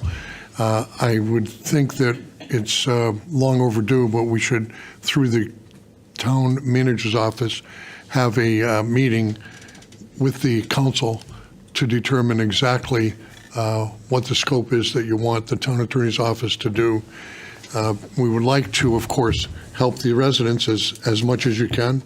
We're on the same side as the residents, but we have to be careful we don't represent the residents legally, because that's a conflict with us. But I'm sure we'd like to see what is it we can do to put the team together to keep, if we're in a boat, to keep rowing in the same direction. So that, I think, should be, that's what Jennifer and Janet, is it? I'm sorry, Barbara and Jennifer. Last week I got the other one wrong, but anyway. Yeah, with that being said, I think that's probably the biggest come away from tonight, is we should try to get that done within the next week or two before it gets too far along.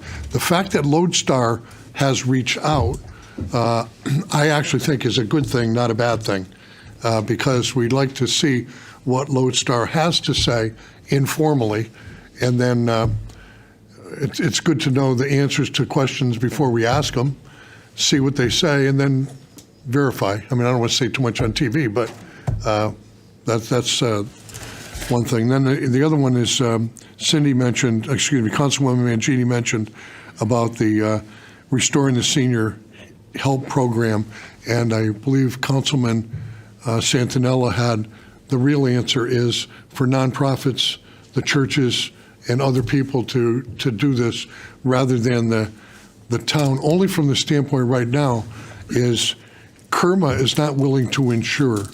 And if they're not willing to insure without the town spending tons of money and still having major problems with it. It's just an insurmountable hurdle for the town right now, I think, to take on. And insofar as hold harmless and releases, it's been held in almost every jurisdiction I know of. A release that you sign before an event happens where you're harmed is just totally ineffective. So from the standpoint of the town being liable for something, it's like I'll release you for punching me in the face, and then later on you punch me in the face, and I say, wait a second, you know what I mean? I didn't think you're really going to do it. So those types of releases are just not effective. But anyway, I do think it's good to have the council people working with these other organizations, and perhaps there's some role the town could play in it.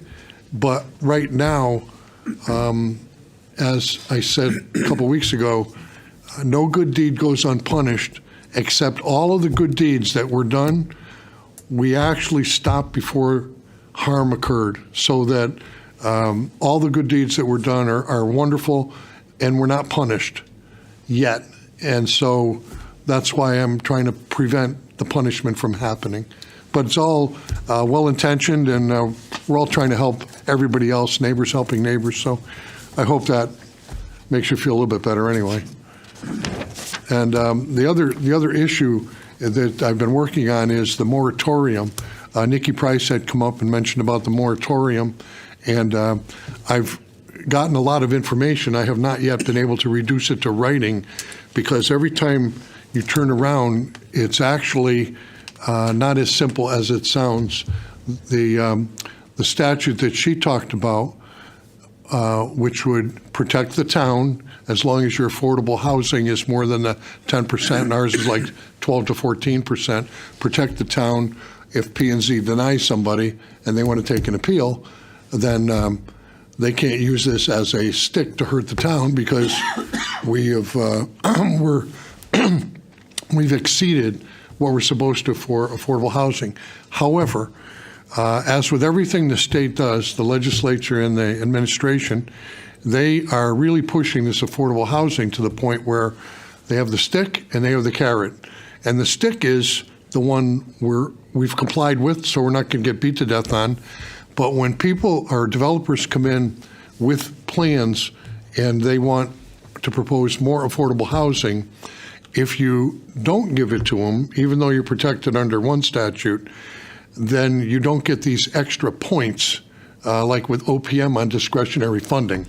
So I'm trying to wrap my head around all of that, so that when I give you an opinion, it's actually telling you the reasons for which all of this is happening, so then you have more information upon which to make an informed, intelligent decision with regard to moratoriums and all of that stuff. So, and Nikki, if you're watching, I'm getting to it as fast as I can. So, and that concludes my report, unless somebody has another question for me. Thank you. Thank you for addressing my concern. Would you be willing to take this offline with me at some point? I have some other thoughts that maybe you and I can bat around. I'm sorry, what did you say? Would you be willing to take this offline with me and have a one-on-one? Of course. Because I have some other thoughts. Yeah. I'm not going to debate your legal skills. Obviously, you're far well-versed, but I do have some other thoughts, and maybe offline we can talk. Absolutely. I'm free to discuss anything with any counselor at any time. All right. Thank you. So, of course, as I think the mayor said early on, there's 11 mayors up here, not just one. So you can call, and I'm more than happy to, and we'll make sure we don't violate FOIA. But of course, call either my cell phone or the office anytime. Thank you. Certainly. Councilman Sakala. Thank you.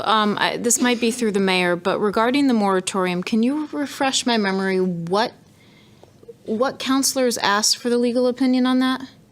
You did, and who? I think. Who was the second? It was Marie.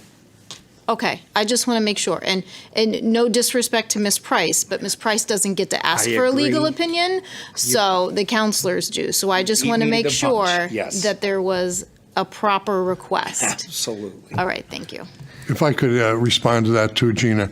What happened was Nikki Price made her pitch. Correct, and then I do came back. remember that, yes. But then Mark Serrato then sent through, I believe, the town manager saying that it's not proper for a private citizen. We don't work for a private citizen. And then we got the response back, the request formally from Mayor Nelson and might have been Bob or Mike also. So that's to which I was responding. Thanks.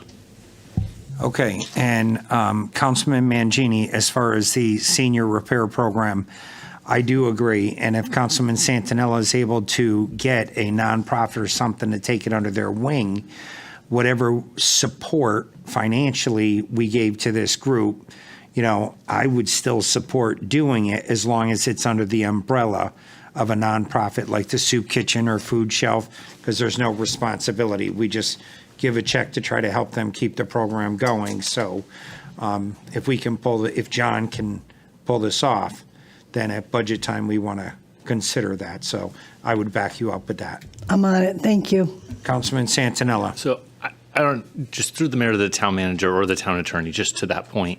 So do they have equipment or tools or things that they were using here? And I'm just wondering, like, so, and you don't have to give me an answer now, but if there was a group that wanted to take this over, could we donate the tools and things that we have that we apparently are not going to use?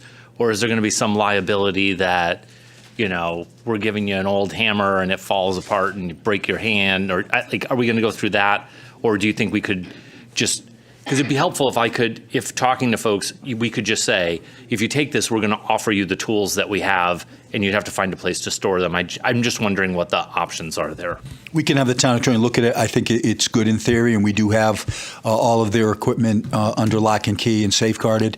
I think, but as you pointed, as you were talking, I'm thinking the same thing. No good deed goes unpunished. We'd have to see how we do it in such a way to say, here it is, but it's as is, and they could inspect it. I think that probably could be accomplished. Okay, thank you. So for now, it's okay if I offer them that as a potential option. I think because it's town property, the council would have to do a resolution. But I'm just asking you if you have a problem. I don't have a you're not problem with concerned that the at all. Okay, all right, and then we could vote and Correct. make a decision about what we want to do. Yes. Okay, thank you very much. You're welcome. I had asked the same question, John, and I believe a lot of the stuff was purchased with donations from Friends of the Senior Center. So it's really not the town's. Some of it is, but a lot of it was donations from Friends of the Senior Center. So again, I'm with you and Cindy. We know what I can actually offer. Right. Yep. Okay. Any other questions for the town attorney? Seeing none. Moving on. Reports of special committees of the council. I'll be real quick. Councilman Ludwig. So DPW will be meeting in April, and we're getting very close to having recommendations on the field and facility use policy, relooking at it. Again, we hope to have recommendations to the council by, hopefully by the end of April, but maybe May-ish.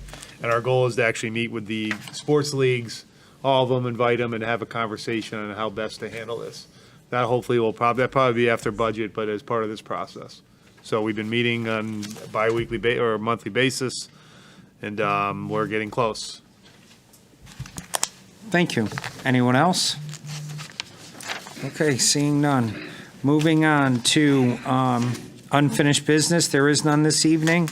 New business, the consent agenda. So A1, transfer of funds from Connecticut Agency on Aging State Grant through the Office of Policy and Management in the amount of $7,794. Be it resolved, be it resolved in accordance with Chapter 6, Section 8F of the Town Charter, the following transfer is hereby made. From Social Services Funds, Adult and Elderly, Agency on Aging State Grant Revenue, $7,794, to Social Services Fund, Adult and Elderly, equipment, $1,281, and food, $6,513. Date prepared 2/28/24, prepared by Cindy Guerreri, Director of Social Services. Okay, this is for consent agenda. All in favor? Opposed? Abstentions? It's unanimous. B, appointments of the Town Council, the Enfield Beautification Committee. There is a vacancy for a member. Recommendation is Kimberly Ingram, Republican, until 12/1/25. So moved. Second. Motion's made and seconded. Are there any other nominations? Move to close nominations. Second. Motion's made. All in favor of closing nominations? Okay, it's unanimous. And all in favor of Kimberly Ingram? It is unanimous. Welcome. Moving on to Prison Liaison Committee. The term of office of Michael Arnone, Jr., unaffiliated, expires 2/29/24. Reappointment will be until 2/28/26. I'd like to nominate Michael. Second. Motion's made and seconded. Are there any other nominations? Second. Motion's made and seconded. All in favor of closing nominations? It's unanimous. And all in favor of Michael Arnone Jr. for Prison Liaison? Opposed? Abstentions? It's unanimous. Welcome back, Michael. Okay, resolution waiving the bid requirements for municipal waste processing. Christopher.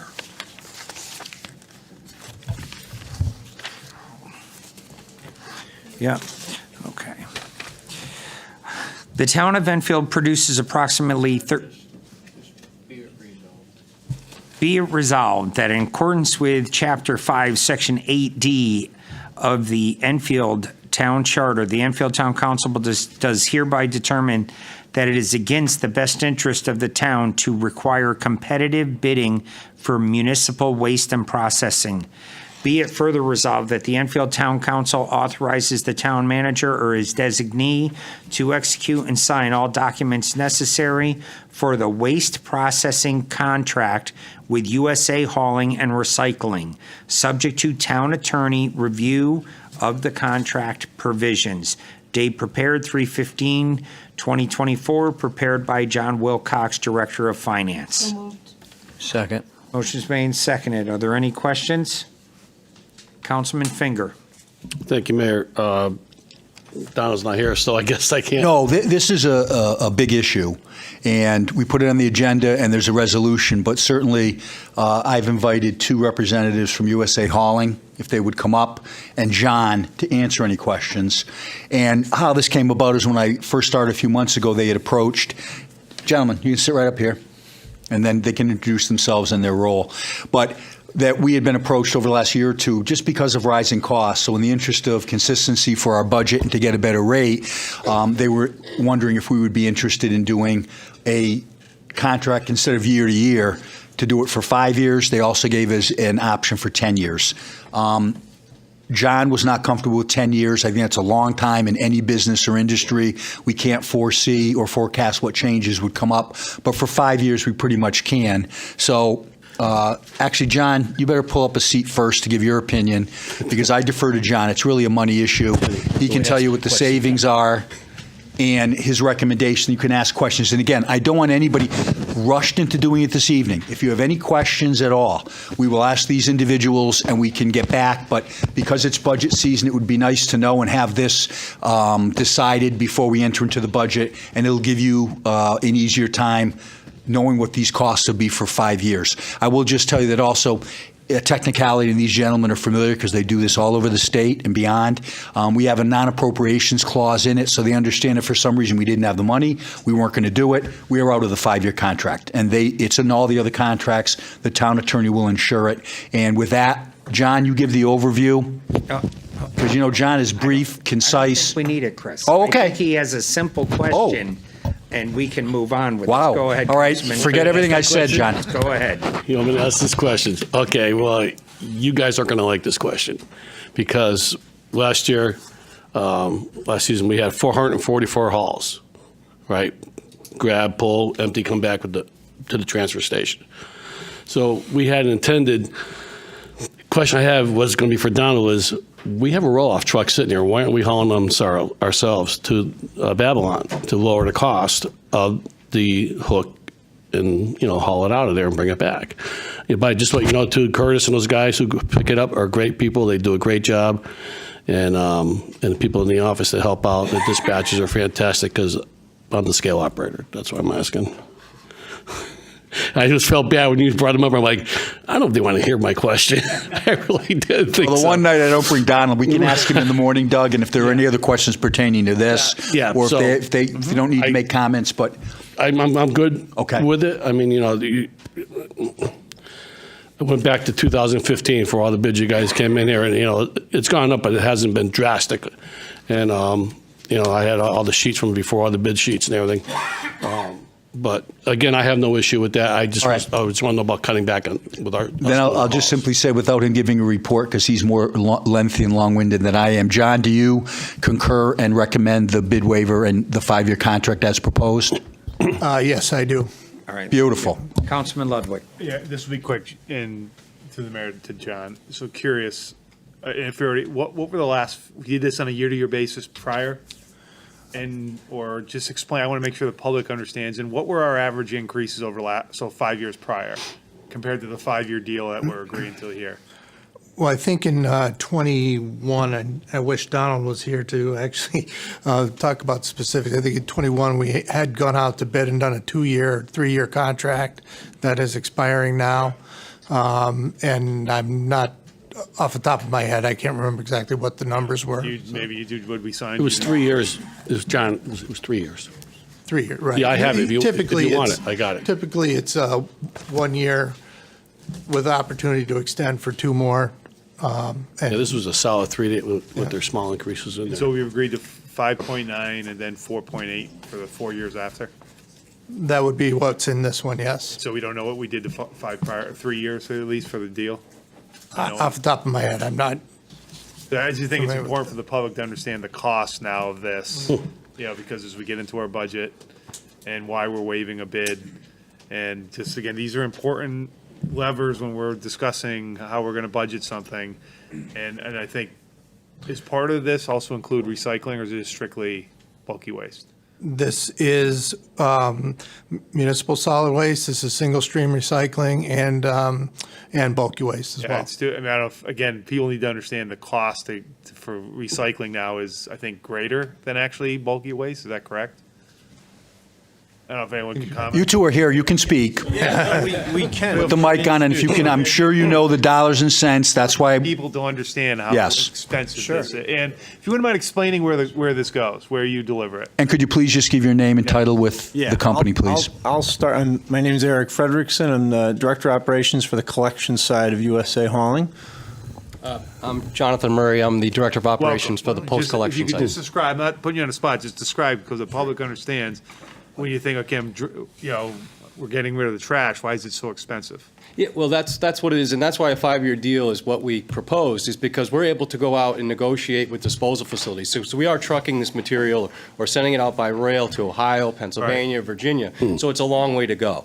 And so by having a longer-term deal instead of just 1 year, we're able to make contractual arrangements for transportation with the railroad or trucks, and also with landfills and incinerators for disposal. That allows us to kind of lock in pricing. So that's why we came with that proposal. As far as the recycling, the processing fee can be close to what the trash disposal cost is, but there is opportunity through our proposal to get money back on an average commodity rate. So if it becomes more valuable, as recycling becomes more valuable again, as more markets open up, we're able to reduce that price. So it is smart to recycle, obviously. No, I'm not But also, questioning, but I think there is ability to lower that price through markets and us sharing back that commodity. So how would you share back that commodity? So we have an average commodity rate index that we propose based on the makeup of single-stream recycling, and there's markets out that you can study and you can get data from that gives a value to each pound of that material, and we take that off of the base processing fee once it exceeds the base processing fee.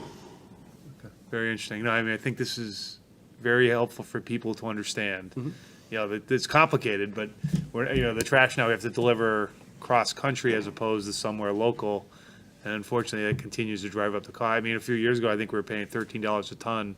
I think it was 4 years ago for recycling. Now it's like $100 and something a ton. Yes. That's a pretty significant change in a very short amount of time. Correct. So I appreciate it. It is more just informational, not to put you on the spot. I think the public needs to understand. They're here to be put on the spot, Mayor. Gladly. I'm trying to Gladly. be nice tonight. I'm trying to be nice. The I'll add, I guess, on the recycling side of things. You mentioned the $13 number. Recycling has always had a cost to it. Right. So for decades, recycling has had a cost to process it. The difference, the number you speak to, is the value of the material was always so great that it either offset a significant portion of that or even offset more than the cost, so you actually saw some money back. Recycling markets have changed significantly in the last number of years to a point where we propose what we refer to as sort of a risk share model here, where we at least know we cover our cost to process the material, and then on a month-to-month basis, you share in the value of the material, either by reducing that processing cost, or, Lord willing, we get to a point where its value exceeds that cost, then you actually get money back in the way of a rebate beyond that. So, Again, thank you. I appreciate you inviting them. I think it's helpful. Thank you for coming. This is the more we educate people, the more they'll understand. So I appreciate it. And just to add to that, we did recently invest in the last couple of years in the most advanced plant for processing recyclables in, I'd say, North America, if not the world at this point. And it gives you the best opportunity to make the best materials, to get the best value for the materials and get a rebate. So we're hopeful that that's good. We invite you all to visit it. And I will just tell you, they did extend that offer. Other communities that have gone have been very, very impressed with it. So I know with budget, we're going to be having a lot of meetings, so I said that we would consider it at a future time and we could arrange it if councils are interested in going to see it. Again, Where is it? Thank you. It's in Berlin, Connecticut. Oh, it's right here in Oh, it's not Connecticut. that far, right? Yeah. Yeah, Okay, I would yeah, I would like be to. I would interested. like to go see that. All right, no, we'd like to go as well. It sounds fascinating. So what we'll do, we'll send out some dates and we'll talk to them tomorrow and we'll send them to council and we'll arrange it. All right, they'll send their private jet to pick us up. And Well, maybe a van. so I just have a couple questions. First is that I did ask that the contract have an out clause if we decide to outsource the trash for private collection. I just want to make sure that that is still in there. The town attorney, the two items that we've discussed are that and the non-appropriation clause, because the town has to have options. Again, you never know what the future will bring. This has been pretty consistent. I think we're in the right ballpark for 5 years, but one never knows. So yes, those will be in the contract. The town attorney will ensure that before I sign it. Okay. And then the second one was, I think USA, you guys are the only game in town. I mean, and you're a partner with Enfield. You have been for years and years and years, and I appreciate that because a lot of people, monopolize something and then you see the prices escalate through the roof. And I know you were dealing with the past administration, trying to convince them to sign this because it was beneficial for the town, and you got a little pushback. And thank you, Chris, for getting on this. But I just want to thank you and the entire company for continuing to work with Enfield. And I'm not into waiving bids, but in this situation, nobody else is going to bid. It ends up with you guys anyway. So what you do for our community, I think outweighs that, and I'm willing to accept this. And please thank everybody in the upper management. Thank you. I would just like to share, and I think it's appropriate that, like some of our other corporate residents, these individuals have supported activities in Enfield to a large degree. They don't advertise it, but I'm telling you that they've been good participants. Ian, I will just tell you, maybe he'll be embarrassed. I met him for the first time, but Mr. Frank Antonacci has chosen to build his new home with his family in Enfield. So I think that that's a nice gesture on his part. But again, he's lucky to be here. So we thank him and we welcome him. Is he going to have to buy a second barrel from us? We'll hold his feet to the fire, Mr. Mayor. Councilman Santinella. Sorry, through the mayor to Mr. Wilcox, what's the savings? Well, the savings would be more of a reduction. I believe it. I'm not sure what the single year increase rate would be. I do know that the increase was like $430,000 from FY '23 to FY '24 budget-wise. So rates are increasing a significant amount, and to try and rein in those costs over the 5-year period was to try and limit it and not have some cost certainty over that period. Got it. It's a cash flow thing. It's not necessarily a reduction of cost overall, but it's Right. leveling out the future cash projection. Yes. Got it. Okay, thank you. Councilman Finger. All right, question, I'll make up for the last question. How's that? Cardboard, we have our own compactor and we haul it down to Hartford, down the other facility. What is is there a cash back on that, or is that just something that we're still paying as recyclables? I mean, does the cardboard pay us? I think you looked at that one. Yeah, we have it, so currently, it's valued as its own commodity, so it's outside of this arrangement, I guess, per se. And cardboard is, as a standalone, is typically more valuable as pre-sorted material versus single-stream stuff that needs to be processed. So I think the arrangement currently is what our gate rate is what the town is either charged or paid, reimbursed on a month-to-month basis.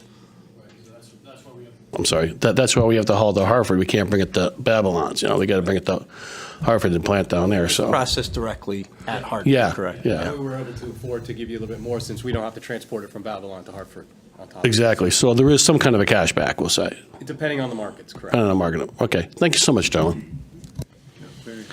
Okay, anyone else? Oh, Can I just? sure, Councilman Hendrickson. Thank you, Mayor. This one's for John. Speaking of cardboard, where would that money go in your budget? Do you see that? Goes to the general fund, or it just comes off of the bill somehow? Generally, if we're getting, there's usually a reduction on the bill, okay? If we do get any cash back, an actual check refund amount, or rebate amount, excuse me, that would go into the general fund. Okay. Thank you, gentlemen. No other questions? I thank you, gentlemen. Roll call. Mayor Nelson, 4. Deputy Mayor Pisner, Saying did she it. say 4? 4. Thank you. Counselor Santinella? 4. Counselor Sakala? 4. Counselor Crisati? 4. Counselor Finger? 4. Counselor Hendrickson? 4. Counselor Ledwick? 4. Counselor Mangini? 4. And Counselor Nusuda? 4. 10 members in favor, none against. Thank you. Thank you, gentlemen. Have a great night.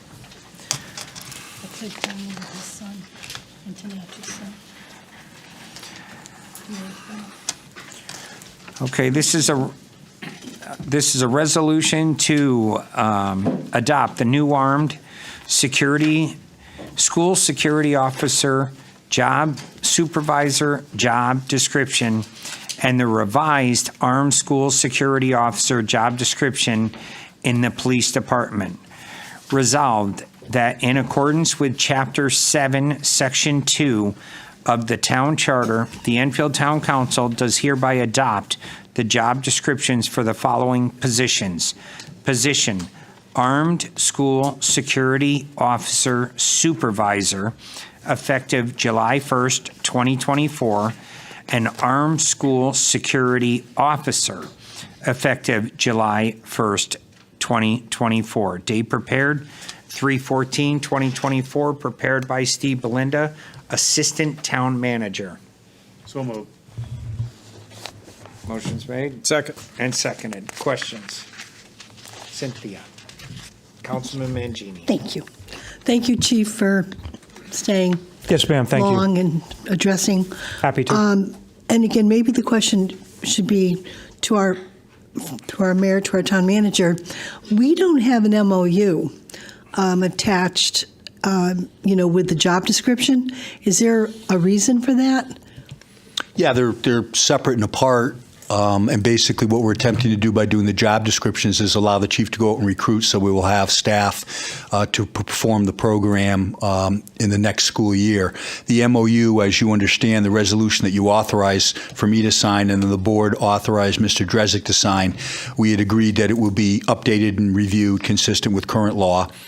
In the interest of time, Mr. Drezik is utilizing Attorney Mills from Shipman and Goodwin. They looked at it before. It took them a little while they had to do a conflict waiver, so that I had to say we didn't have a conflict with them doing this for both of us in the interest of time and money. So he said it should be, I talked to him again today, it should be done soon, and then I'll review it. And as I said to you, unless there was something diametrically different from last time in substantive form in the MOU, it's an update to reflect the current statute and language that they've been using in other areas of the state. So that's why we're waiting for that. But it really is separate and apart. If that you've already authorized me to sign, and absent any objection on the town attorney, I will. So now the next step is to look at the job descriptions and act upon them, because as I say, I hope that the MOU will be done and ready for my signature and Mr. Drezik's within a week or so, but time is of the essence now to get out and start recruiting for these SSOs, so that's why these are here this evening. The chief worked on them with Mr. Crabtree and Mr. Belinda, and they've been reviewed by Mr. Drezik as well. Thank you. Councilman Sakala. So, Chief, thank you. Yes, I ma'am. know our caucus had a ton of questions, and I know you sent an email out with answers to many of them. First, I will say that I believe the first MOU that we had, 2000 and whenever, 12, 13, whenever it was, did have the job descriptions attached to it. So I think that may cause a little bit of either confusion or pause. I would love to see those job descriptions included in the MOU, which, to make it consistent, because for all intents and purposes, this is kind of the same program that we rolled out in 2013. So, I did ask a question, and you did answer this, so I appreciate it, about the search and seizure line being crossed off. Can you explain for the public why it's crossed off? And then I'm going to have a follow-up question. I'd be happy to, thank you. The line that Councilor Sakala refers to read as follows: armed school security officers shall not conduct any search or seizure of the person or property of any student or any other individual at any time. I was not here in 2012 or 2013, so there's an element of conjecture on my part. I presume that that line was included in the initial selling of the program to perhaps satiate community concerns that the SSOs were going to be actively involved in rummaging through student stuff on some sort of regular basis. So the line was included, I would have every reason to believe, in a very well-intentioned fashion. Having said that, the language that I've read to you is, quite frankly, very overbroad. I can think of any number of very innocuous instances where, under the judicial interpretations of the Fourth Amendment, a seizure occurs when, through physical force or show of authority, an individual's freedom of movement is restrained by a government official. So I would offer to you something as innocuous as an SSO, a government official, saying to a student, hey, you, come over here. Hey, junior, that sounds pejorative, my apologies. Student, please have a seat in that chair. Or in the absolute worst case scenario, what we are hiring them to do, in the God forbid category of, I see an outline of a gun in a student's knapsack, so I grab the knapsack as an SSO to go into it.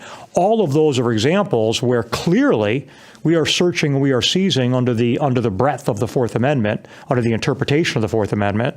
So the language that was included when I saw it in the overview of the job descriptions in conjunction with Mr. Belinda, I blanched when I saw it. It is perhaps well-intended. It was perhaps well-intended. It is telling the SSOs not to do something, that they will not do something, that clearly is one of the primary parts of their job. Now, having said that, I will end with this.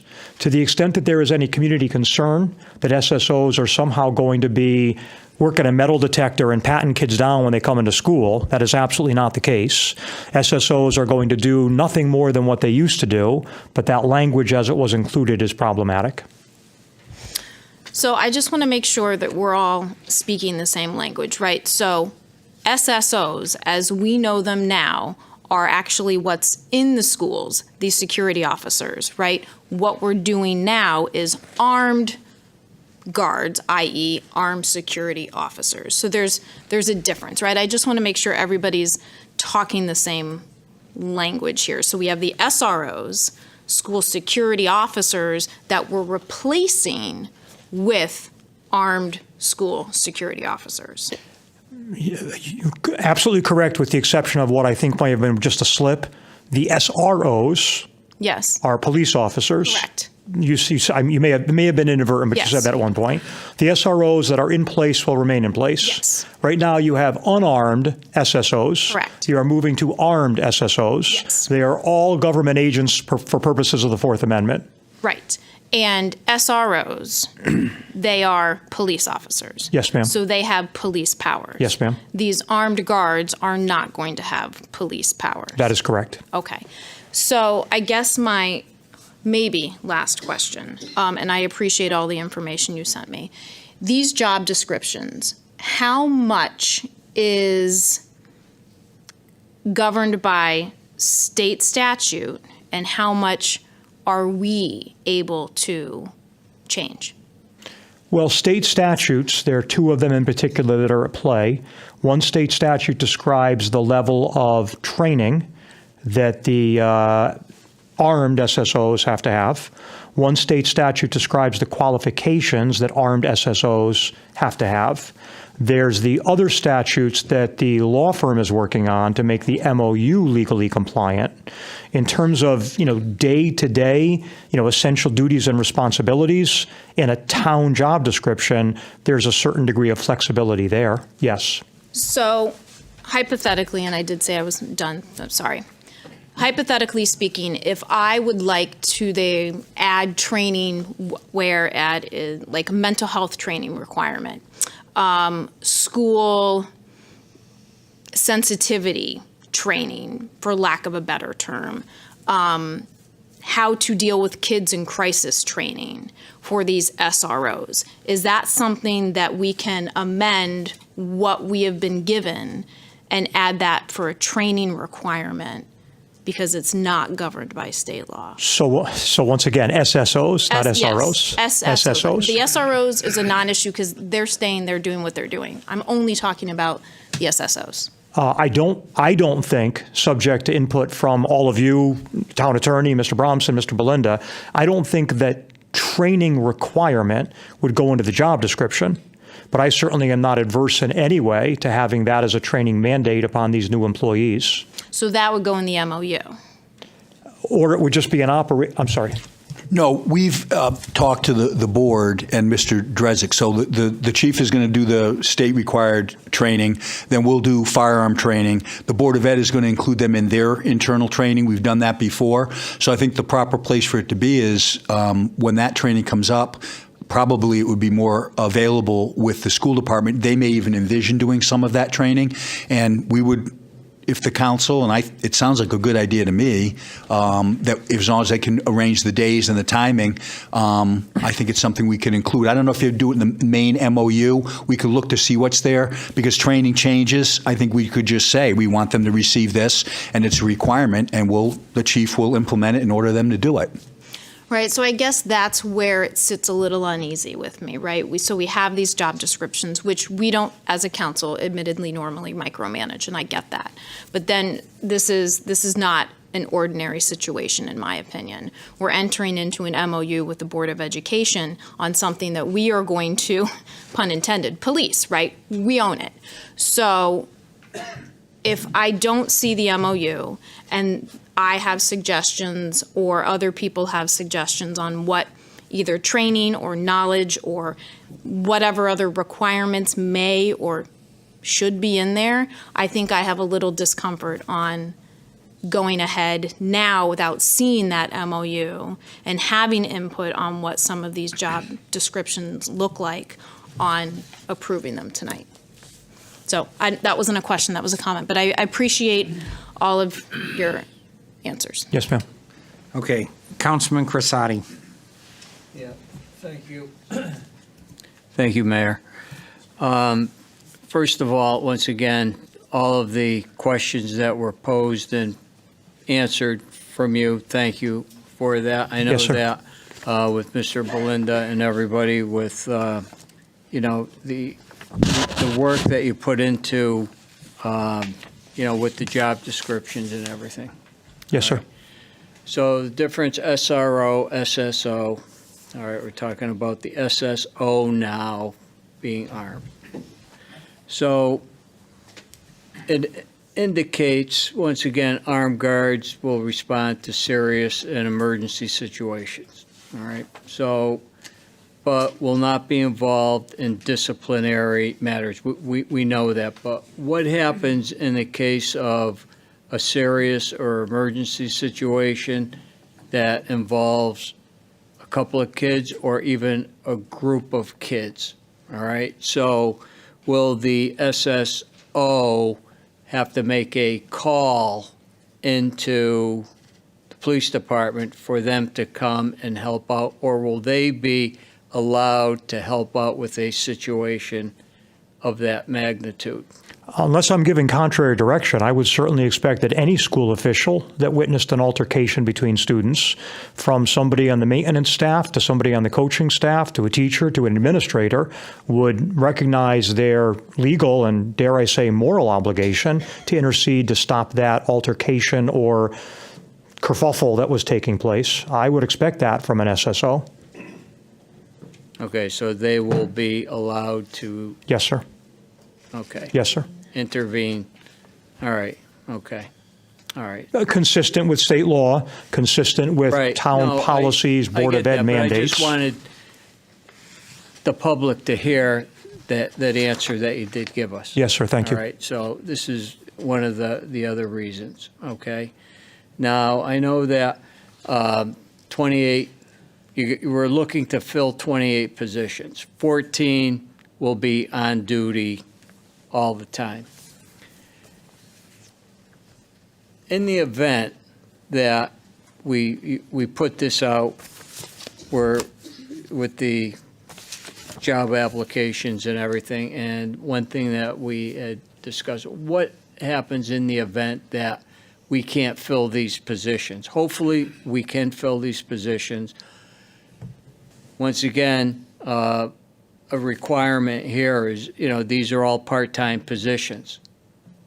And maybe some people are looking for full-time type positions with benefits. In the event that we cannot fulfill the 28 people, what other avenues can we look into to fill these positions? So with an understanding that I'm not necessarily advocating for any of these, I'm just trying to do groupthink for everyone's benefit. One option that you would consider is whether or not you wished to ramp up the pay and or benefit package to make the number of applicants increase. That may or may not, it's the labor market is such now that may or may not be the reason people aren't applying. The second option that you would have available to you is that you could have the number of employees that you have, somewhat less than 28 in this hypothetical, could work more hours so long as they didn't exceed the number that would trigger benefits under federal law. And that's roughly 30 hours a week over the course of the year. So you do have some flexibility there. What that means is the rotation that we're considering of 2 days one day, 2 days 1 week, 3 days the next week could conceivably be, 3 days a week, even 4 days a week, so long as we kept them below that average. So you could offer more hours to the employees you have, keeping an eye on the number of overall hours. You could also give consideration to backfilling with a police officer for spots that remain open. Obviously, that's more expensive, but there are police officers that I'm certain would take that work. Or you could give consideration to what you wanted to do with any unarmed guards that might still be interested in working if we didn't have enough armed guards that were present. I offer no position on any of those. I'm simply trying to speak broadly for you. Well, thank you. I just want public to know and our residents to know in the event that we have to make some other decisions here. Those are the ones that I was able to think of. Okay, thank you very Yes, sir. much. Thank you. Councilman Santinella. Sorry, thank you. Through the mayor to the town clerk, one thing, I'm in my insomnia. I was doing some work this weekend. This resolution that was passed a couple weeks ago is not available on the civic clerk on the website, the resolution authorizing the town manager to sign. I couldn't find it. So maybe it was, I didn't have enough coffee, but I couldn't find this I just couldn't find it online. Could you just check to make sure? I couldn't find it. It wasn't, not in the minutes. When you go 'Cause it wasn't onto on the line, agenda. it was, because this wasn't on the agenda.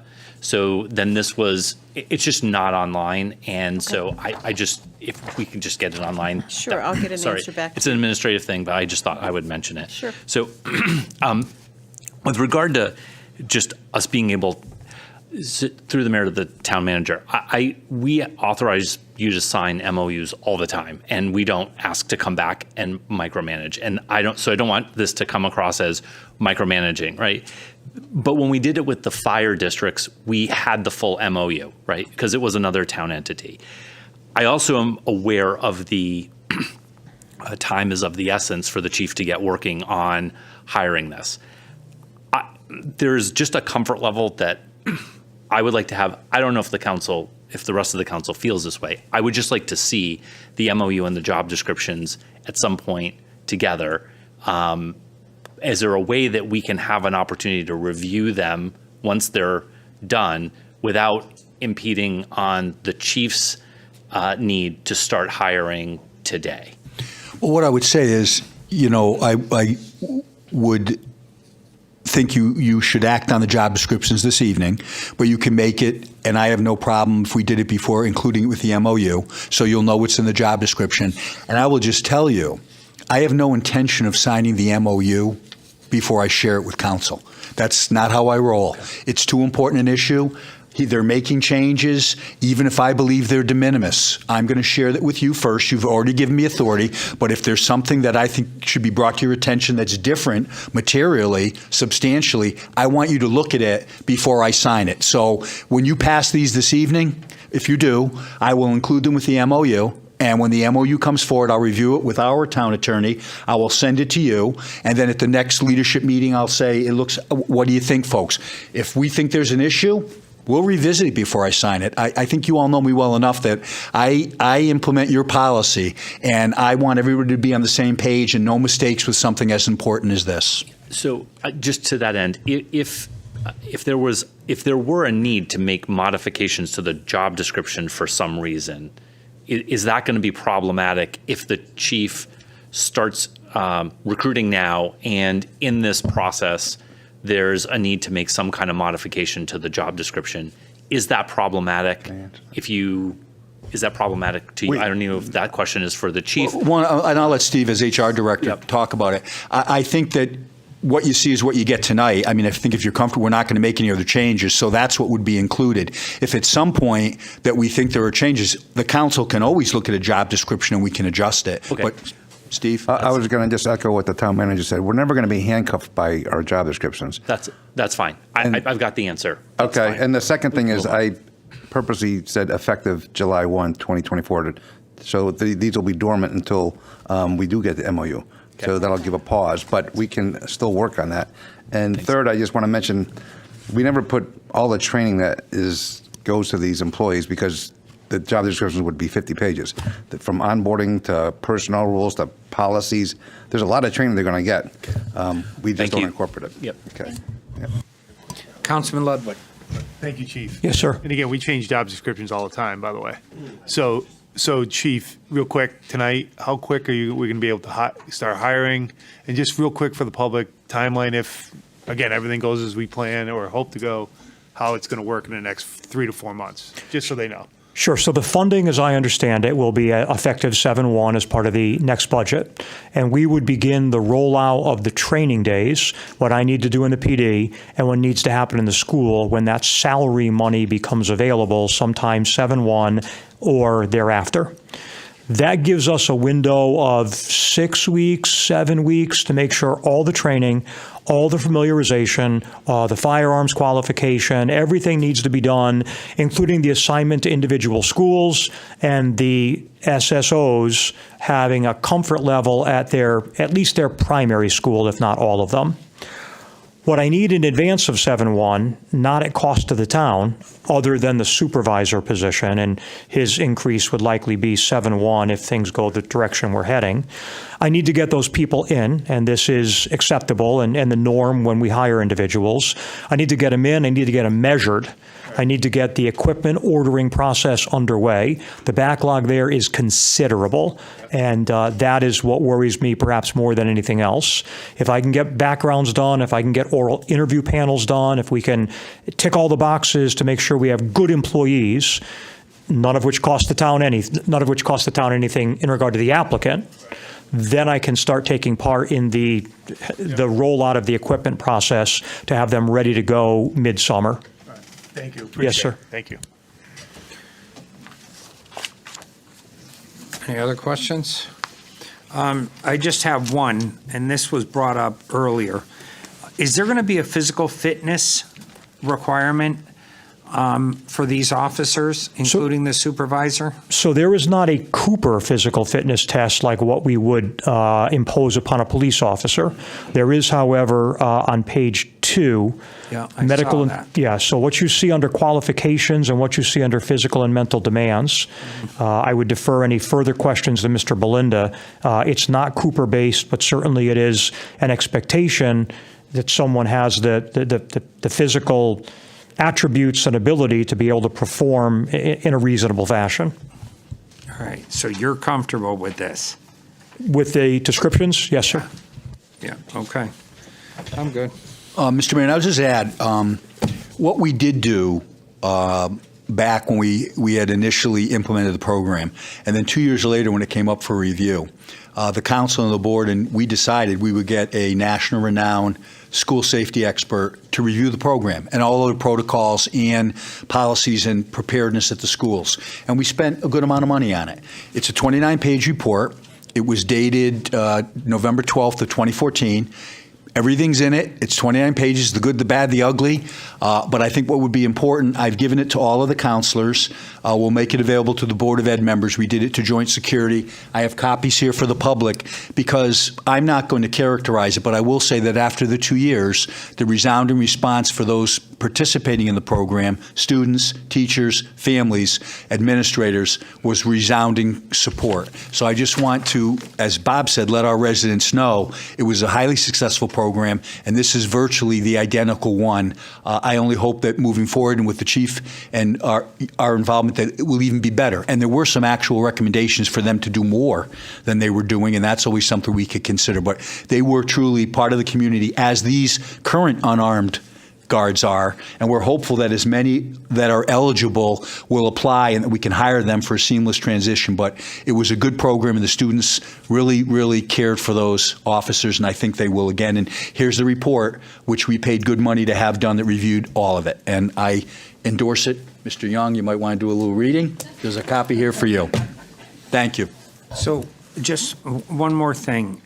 Under the supervisor, we had a gentleman, Gary Harrison, that ran the program, and he also had a supervisor under him. So there were two people filling the role of the supervisor. And are we sure that the current, or whoever the supervisor is, because there's only one here now, and I know we talked about bringing him over from the Board of Education, is he going to be able to handle the entire scope of his job on his own without having a supervisor below him to manage the guys?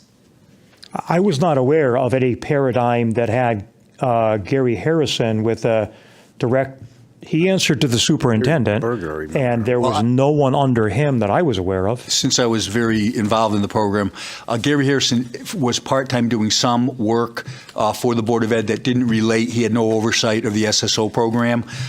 It was a direct linear chain of command. It went, well, basically, the council implementing policy to the manager. I was public safety director working with the chief of police. And as we previously indicated, Fred Hall, who was a captain, he was doing scheduling and the day-to-day and arranging for training and all of that that had to be accomplished.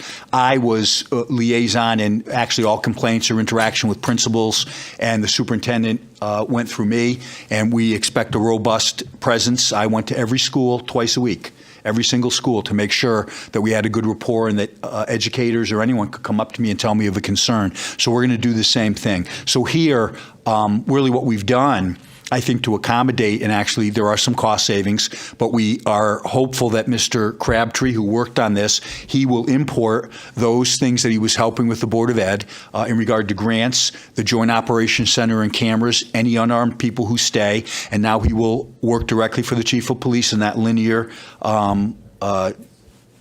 hierarchy or chain of command, and he will do the scheduling, but also go to the schools and check on and make sure that the program's running efficiently. I think it's a nice meld because Mr. Crabtree is highly respected by the superintendent, the principals, the Board of Ed, and I think it's great that he was willing to look to this job. It'll be up to the chief to make the final decision as to who will receive the job, but I think he is a logical choice, and I think it gives everybody a comfort level in the system that he's been there, they trust him, and it will be a good template to move forward with our new officers. Right. Okay. You just said the guards, the unarmed guards who would stay. You're referring to the guys who are. Well, there's going to be a transition. I mean, until we start the new job, he will be overseeing those unarmed individuals. And if the scenario that Bob comes up with, asking about the future, if we're short, well, at that juncture, he might be able to continue and ask these folks, we'll know the time frame, would you be interested in staying and supervise them? Right. Okay. Thank you. All right. Seeing no other questions, roll call, please. Mayor Nelson. 4. Deputy Mayor Pisner. 4. Counselor Santinella. 4. Counselor Sikala. 4. Counselor Crisati. 4. Counselor Finger. 4. Counselor Hendrickson. 4. Counselor Ludwig. 4. Counselor Mangini. 4. And Counselor Nasuda. 4. 10 members in favor, none against. Thank you, Chief. Thank you. Good evening, ladies and gentlemen. Okay. A resolution to authorize a waiver of personal or of property maintenance fines for 56 College Street, Enfield, with revised conditions. So we discussed this earlier. This is approximately a 30-day extension. There is a purchase and sale in place, which I had downstairs. I put on the table. They've met the terms. They tore down the bakery. They've done everything they were supposed to do. We agreed to reduce their fines as long as they closed by the end of the March. That's not going to happen. They're going to close April 15th, so they're just asking for a 30-day extension to the end of April. Questions? You have to read the be resolved. I was Oh, you saying did? the Yeah. questions first. We're only amending, just But you still gotta extending read- it. We still got to the be resolved.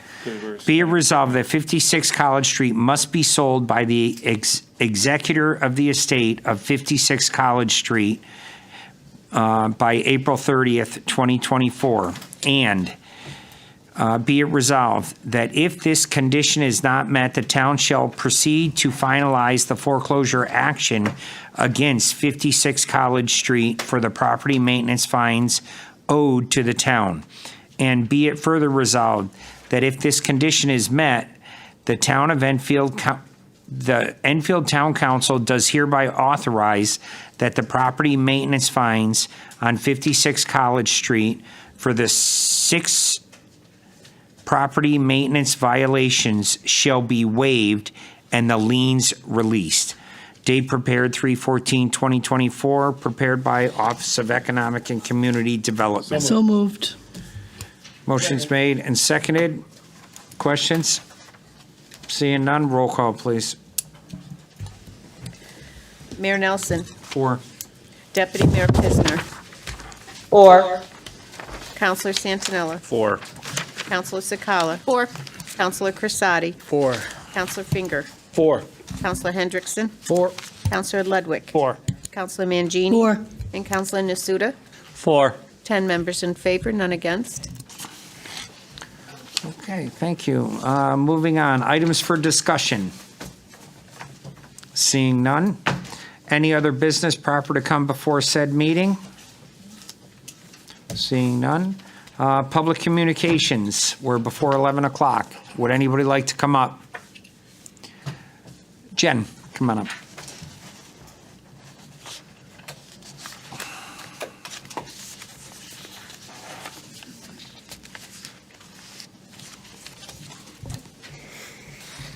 Good evening. Good evening. Jennifer Briette, 83 Park Ave. I had a question about the moratorium on affordable housing. I mean, we don't have enough housing in Enfield. And I guess I don't understand, and maybe someone could explain to me, if a developer went in front of P&Z with a plan that included affordable housing, why P&Z would deny that? Why do we want a moratorium on affordable housing? Thank you. Thank you, Jen. Lucian.